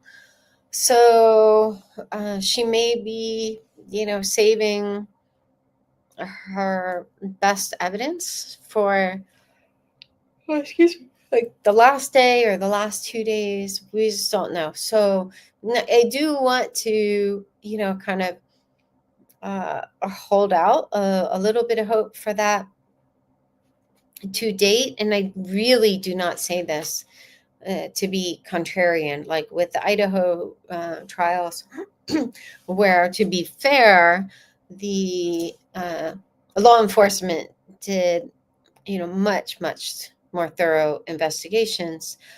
And to be fair, in part because of the mistakes that, or because of what they knew from Chandler and Gilbert, So at that point, by the time this clown car rolled into Rexburg, then pretty soon thereafter, they started finding out about, like, all of these, details, dubious details, excuse me, from Arizona. So early on in that case, I was just like, yeah, they're done. You're done. Like, by all means. Yeah, like with Chad, with Lori, I was a little more concerned because I knew from the I think it was like the evidence that they listed, like what they were going to admit into evidence. I immediately wanted to know, were they admitting the Amazon receipts and the ratings document? When I saw that they weren't, I was concerned, not for JJ. I really thought with Lori um, they would have an easier time because he was special needs. He was completely dependent on her, and there would be testimony, of people reporting some of the really horrific things that she said and things that she put in text messages, particularly with Melanie Pulaski, um, who used to be Melanie Boudreau, and Zulema Pasanas. So I really had no concern about JJ. With Tylee, I was a little more concerned, just because I was like, without the ratings document, like that. I mean, she still like dated this guy, but yeah, it just wouldn't. I was a little more concerned, because I thought, well, with the ratings document, it would be incredibly clear, because he sent that ratings document just a few days after they met. So obviously, put yourself in Lori's shoes. Someone sends you an email with a Word document attached, letting you know that one of your kids, excuse me, is a dangerously dark spirit, and just a little bit darker than your ex-husband, who was marked as sealed away. In other words, anyone with a rating 4.0 or higher in either direction, light or dark, it said it was like very rare for them to switch sides because they actually made a covenant.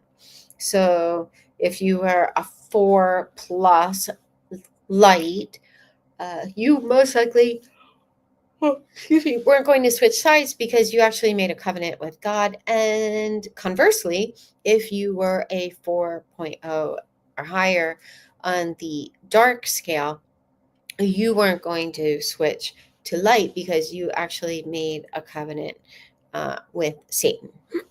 So, um, yeah, so I was more concerned about Tylee. I was really concerned about them well, not really concerned. I still thought like they had like so many text messages and about Tammy. So I shouldn't say I was really concerned. I should say I was the most concerned about Tammy, just because without, in my mind, without the Amazon receipts, um, showing that she actually bought the their current wedding rings, or the wedding rings they had at the time they were arrested.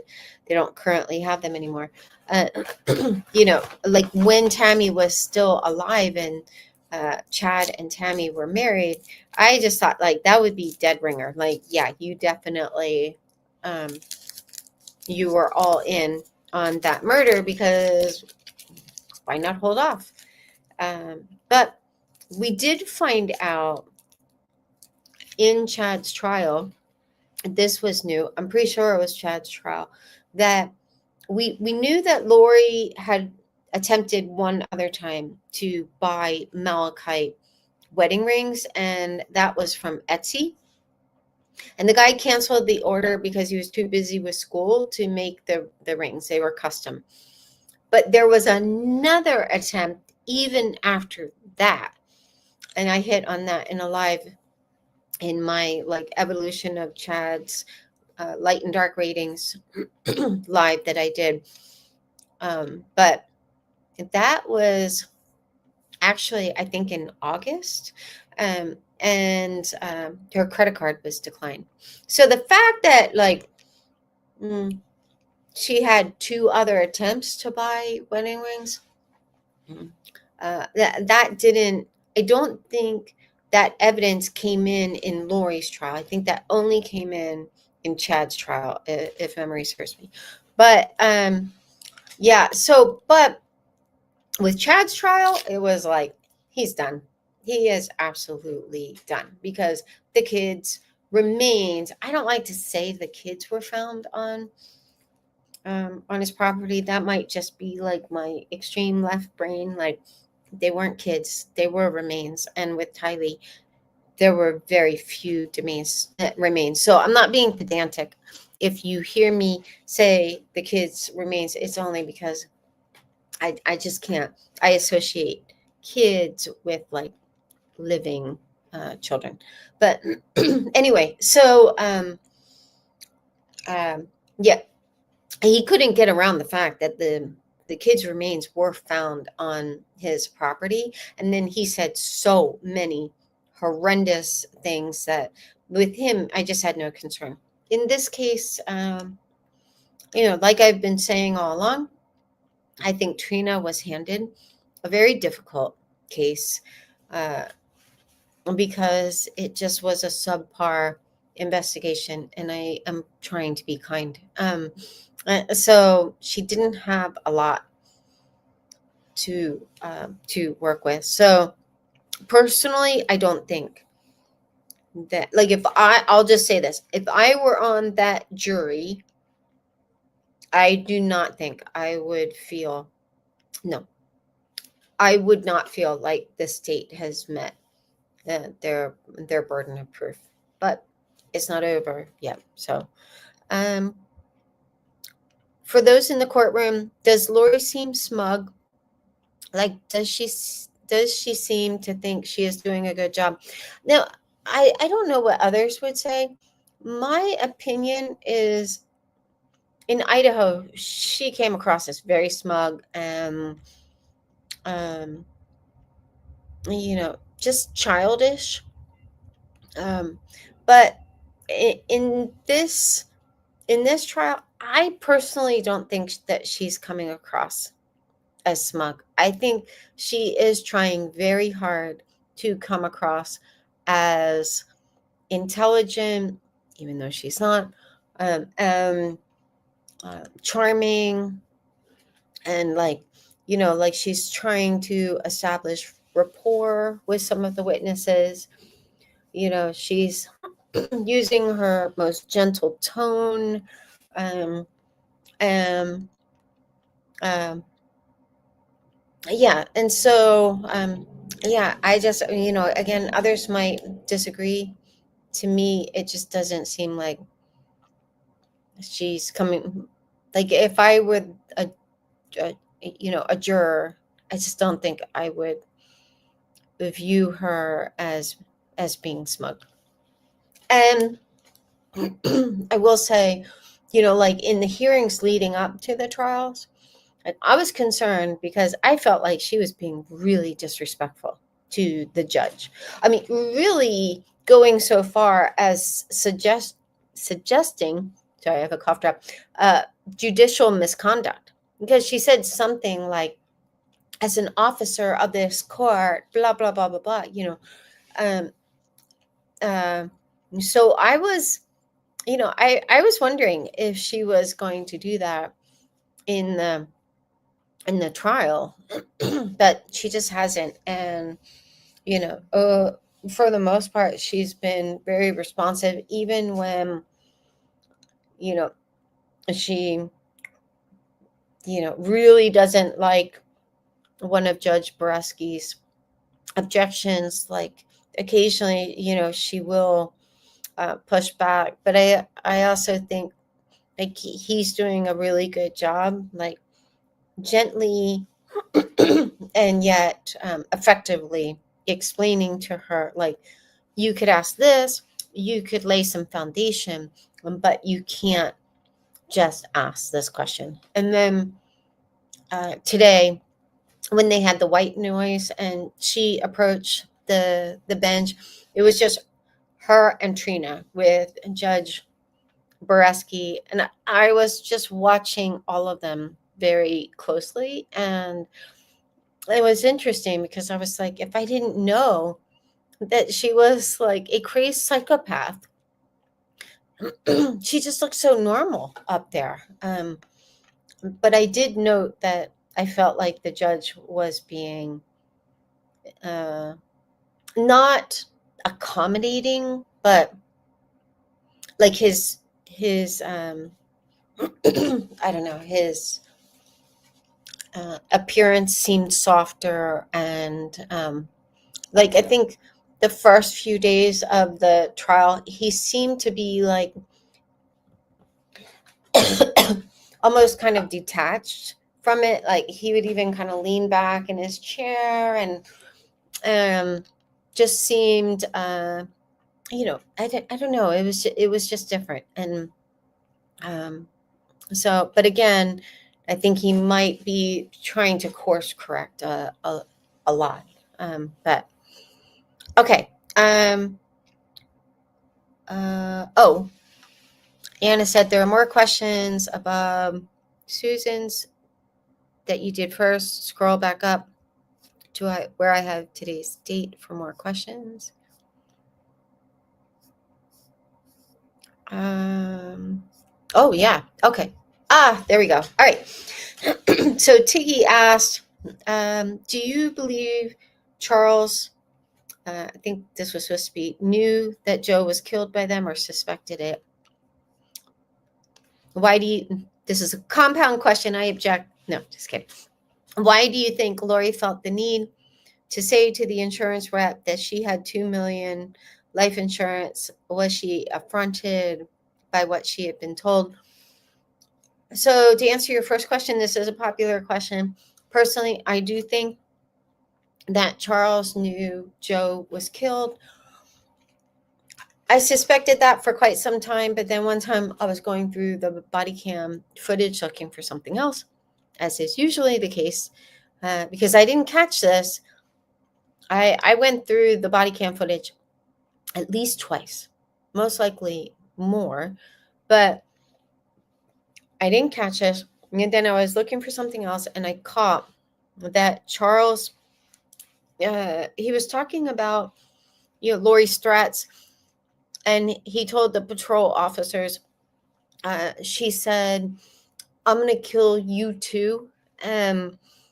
So like, it was just one of those like made for TV, moments where you're like, if this actually happened in a movie, I'd be like, that's so corny. Like, I just think it would be corny. But it actually happened. And the patrol officers didn't pick up what he was putting down. And he quickly changed the subject, just kind of moved on. And so, ostensibly, as I've been saying before, you know, he was the first person she was threatening to kill. There wasn't anyone else she had killed. And yet, here she was saying, I'm going to kill you too. And I think if he didn't know who the other person was that she killed, in my mind, it would stand to reason that he would push back to her like, whoa, whoa, whoa, whoa, whoa. What do you mean you're going to kill me too? Who else have you killed? And even if he didn't push back to her because he was afraid of her or, whatever, and just like wanted to get out of Dodge, uh, it just stands to reason that he would have really emphasized that point. Like, this freaked me out, but apparently she's killed someone else. Just a year ago, a little more than a year ago, her third husband was found dead. So I think I want to be fair, but I think the fact that he said what he said, and he even said something something in a text about, are you and Al going to do to me what you did to Joe? It was something to that effect. And also, less than 2 weeks before he was murdered, they were going tit for tat in text messages, and she said to him, "Okay, Joe Ryan." And that was in response to, initially he was insisting, hey, you know what? I'm paying for that house, so I'm staying in that house.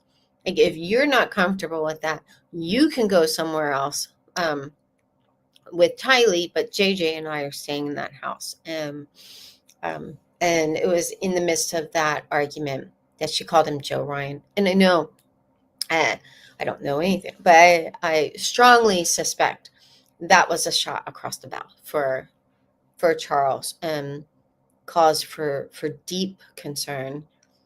I think the thing I'll never understand, and I don't say this in judgment at all, but given all of these factors, I and this isn't a case of woulda, shoulda, coulda. Like, I've had friends who have been in situations like that where, tensions are running high, especially earlier, like in a separation and stuff. It's just standard advice, like, meet in a public place, do the handoff of the child or the children in a public place.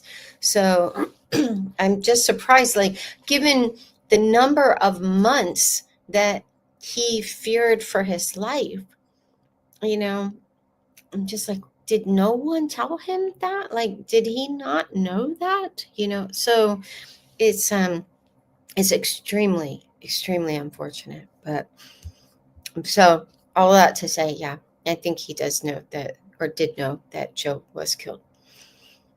Why do you, a question about, I think the reason she keeps harping on the fact that he had a $2 million life insurance policy on her was, she seems to be trying to suggest that it was kill or be killed.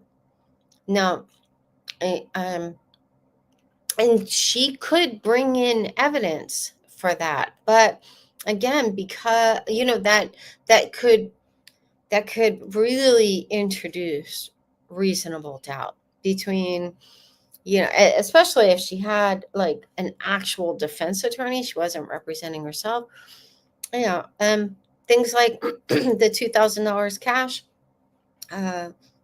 some of the threats that he sent her, which were ominous. They weren't like, I'll kill you. It's like, be looking over your shoulder. It might not come today, but it's coming. And, your boyfriend too. And and stuff. So they were very specific, very specific threats. And a couple other details. So, but if she doesn't have any witnesses, she can't bring in the evidence because she can't testify. She can only ask questions. And so, yeah, but I think that's what she's going for. Oh, there was another detail that the last site that he browsed on his phone before he was murdered was the website for the insurance company that they had Lori's policy with. So that was, I think, National Life. And that was the last website he browsed, so and that's all that was included in the police report, which was included in the FOIA docs. So we don't know exactly like what pages he looked at or anything like that, but they would. I mean, obviously, or they should, if that information was included in the reader file that the state had turned over, because that's potentially exculpatory information. But yeah, because she was in such a rush, she just didn't, and decided to go pro se instead of like weighing in and assisting in her own defense. She just decided, no, that's it. I'm going to do it myself. But now it looks like it's very possible, and she might not have any witnesses. It's unclear to me if she's actually going to be able to call Detective Moffat. And I'm so curious if the state will call Detective Moffat. I mean, they might just be like, nope, we really don't want to call him because he was the case agent who ultimately made some of these very unfortunate decisions. Okay, so, Dr. Von Decay. Hey, girl.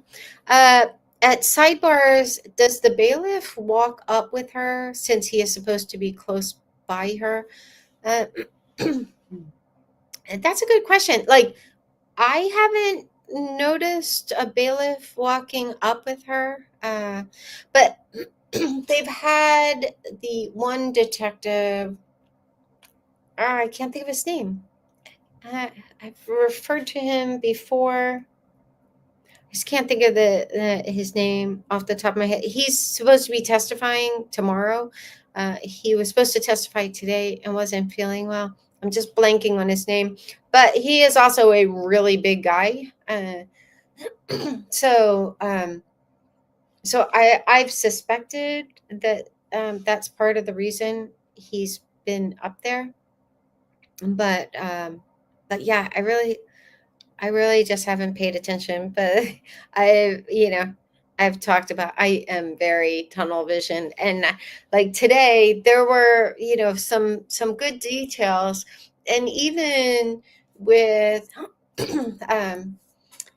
like all of the location data, even though I knew a lot of it, and I don't mean that as a flex, I'm just saying, like, part of me really wanted to like bang out this app, but his presentation was so fascinating that I got pulled in. That was Detective Werther. I can't think of the other guy's name. Will the jury hear your analysis of the shoes? It makes so much sense and is damning. I doubt it. Yeah, they didn't ask about that. But I also think, like, they're not true crimers. They certainly don't have, I mean, this is one of probably, many cases that Trina has been managing over this past 2 years or however long it's been. So they're not digging through. And I don't mean this as a criticism. It's just, it's a little different when it's like, okay, this is my niece. I am obsessing over this case to find out her story and the stories of the rest of the victims. So, I just thought it was interesting because it was just like, okay, you walked in with a pair that fit. You walked out with a pair that didn't. And that makes me very curious. And then what happened to the the shoes that she walked in with? We don't know about we don't know about Tylee, but it was very hot. So yeah, yeah, I just don't know. But we do know that those sandals certainly didn't fit Lori. Janice asked, I missed that Tylee was into photography. Do you have a favorite piece? That's a good question. I did. Yeah, I also had her, like, she had a YouTube playlist that I played for quite a while. It was just like, again, I use this term a lot, but it's the best one I can think of. Just like a peek behind the curtain. Uh, so her photography was quite nice. Let me just do a quick database search just to see if it's easily readable and readily available. Sorry, I'm really tired. But yeah, I'll just see really quickly.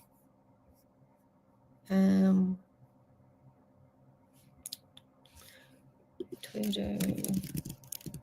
I'm just querying it.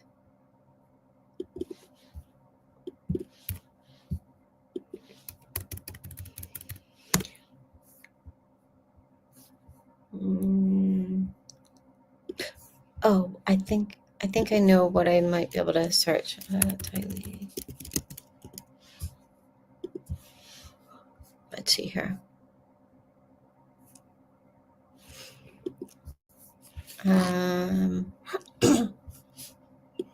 But you know what? Since I found this, I'll just drop in. I have links to all of their Smule accounts. Tylee had a really, really sweet voice. I'm just. Oh yeah, she had.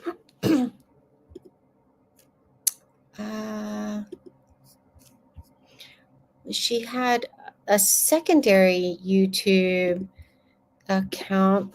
I don't know how. Oh, this was just cute stuff. It only had a couple of videos, but they're very cute. So I'll drop them in.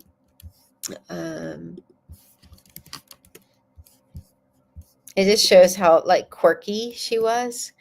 But I'm looking. I know. Oh, okay. Yeah, here we go. I will drop in all of the links that I have, and I think one of these is no. This still doesn't have her. It still doesn't have her Twitter account.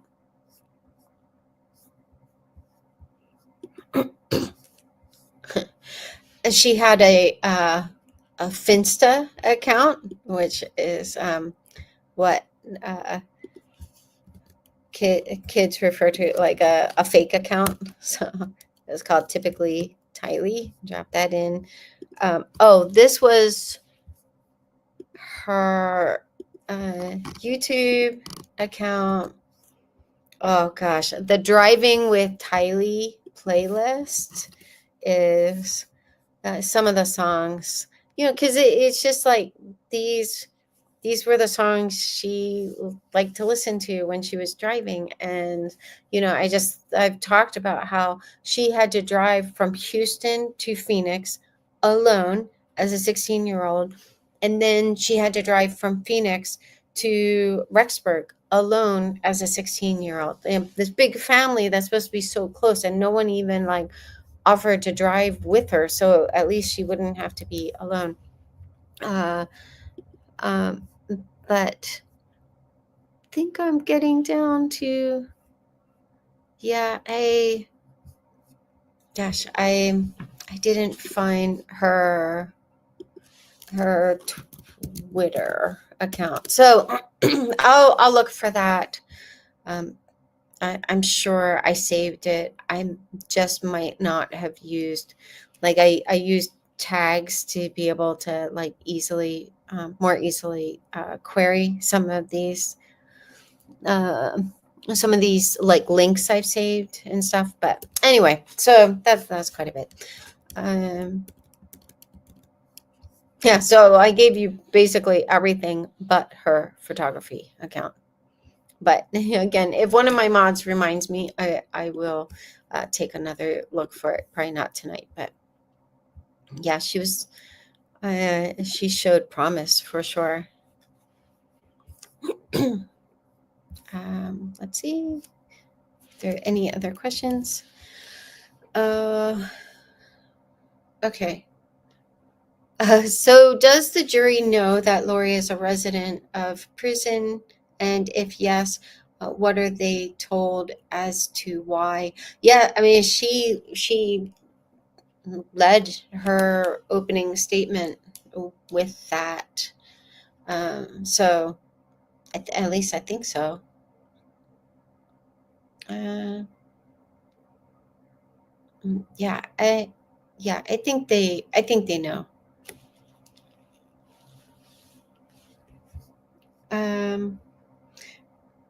Could the water purchased at Burger King been for some cleanup of feet or hands? That's what I'm thinking. Yeah, it could have been. I hadn't thought about that. Uh, when when Janice and I stopped by the Burger King, like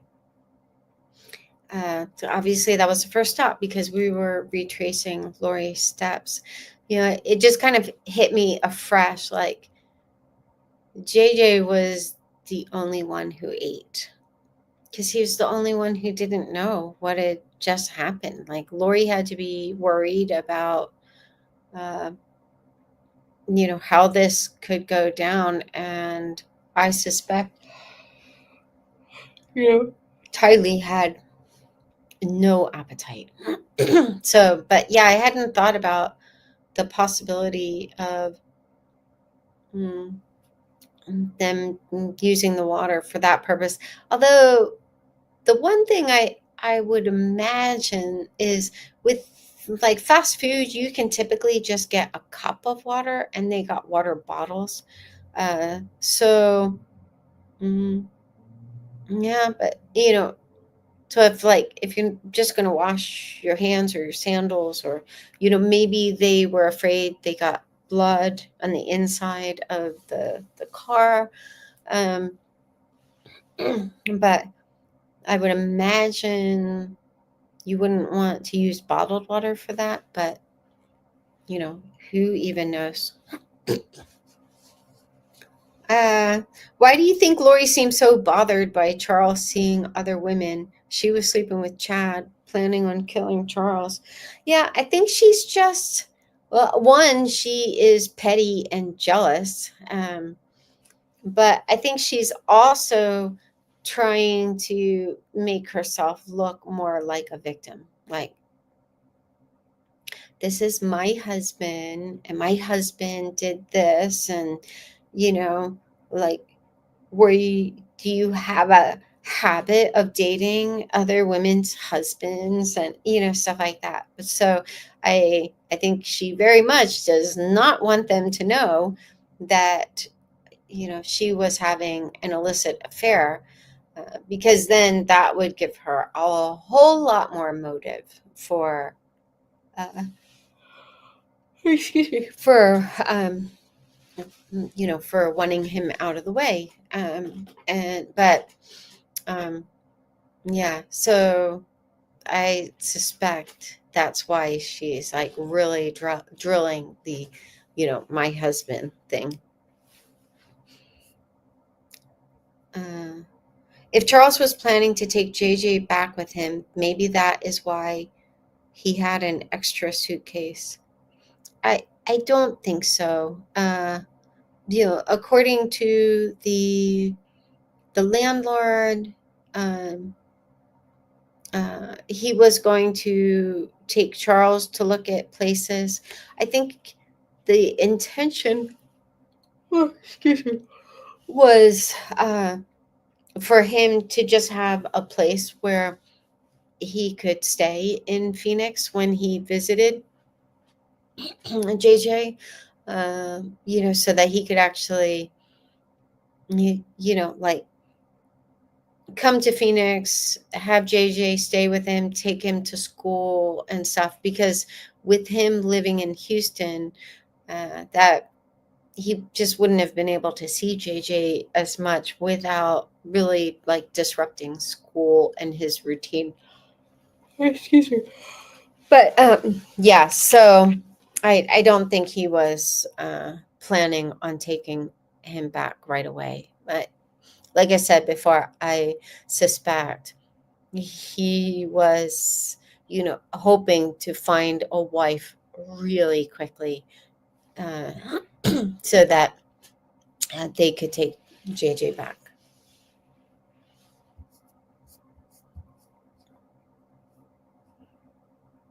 Um, are they going to bring out evidence of her affair with Chad? Mm, I don't know. Yeah, I, I don't know how much they would be able to bring in. So this is where I'm really like just out of my depth, and I haven't researched it. So, um, from a courtroom observer, does all the questions about Charles' dates add to Lori's motive for this crime? I'm not sure if I answered this question.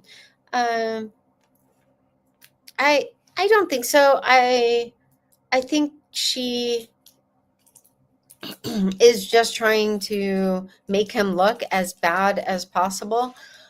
Like I thought it was like if it weren't so aggravating, I thought it was like borderline kind of funny, not ha ha funny, just like ridiculous. That's a better word. Really, and not even borderline. I thought it was ridiculous that she asked the medical examiner if the toxicology report picks up on things like enhancement, like male hormones, enhancement.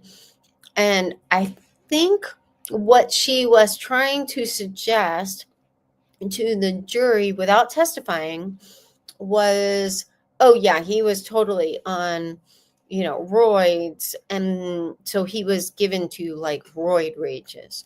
So, but it was so like so roundabout that I I just don't know that anyone would have picked up where she was going with it. And even if they did, I think they would just be like, okay, that's weak. Like if you want us to believe he was dangerous, you're going to have to do a lot more than that.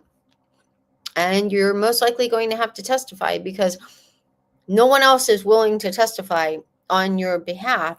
At least it appears that way at this point. Who knows? Maybe Summer and Janice will. I think at this point, they're probably like, please do not pull us into, this this reputation quicksand any more than you already have, which, I mean, they did themselves. Okay, I already asked that question. All right. I know. All right. So on that note, we are going to call it a night, and we will be back at this tomorrow. Have a great night.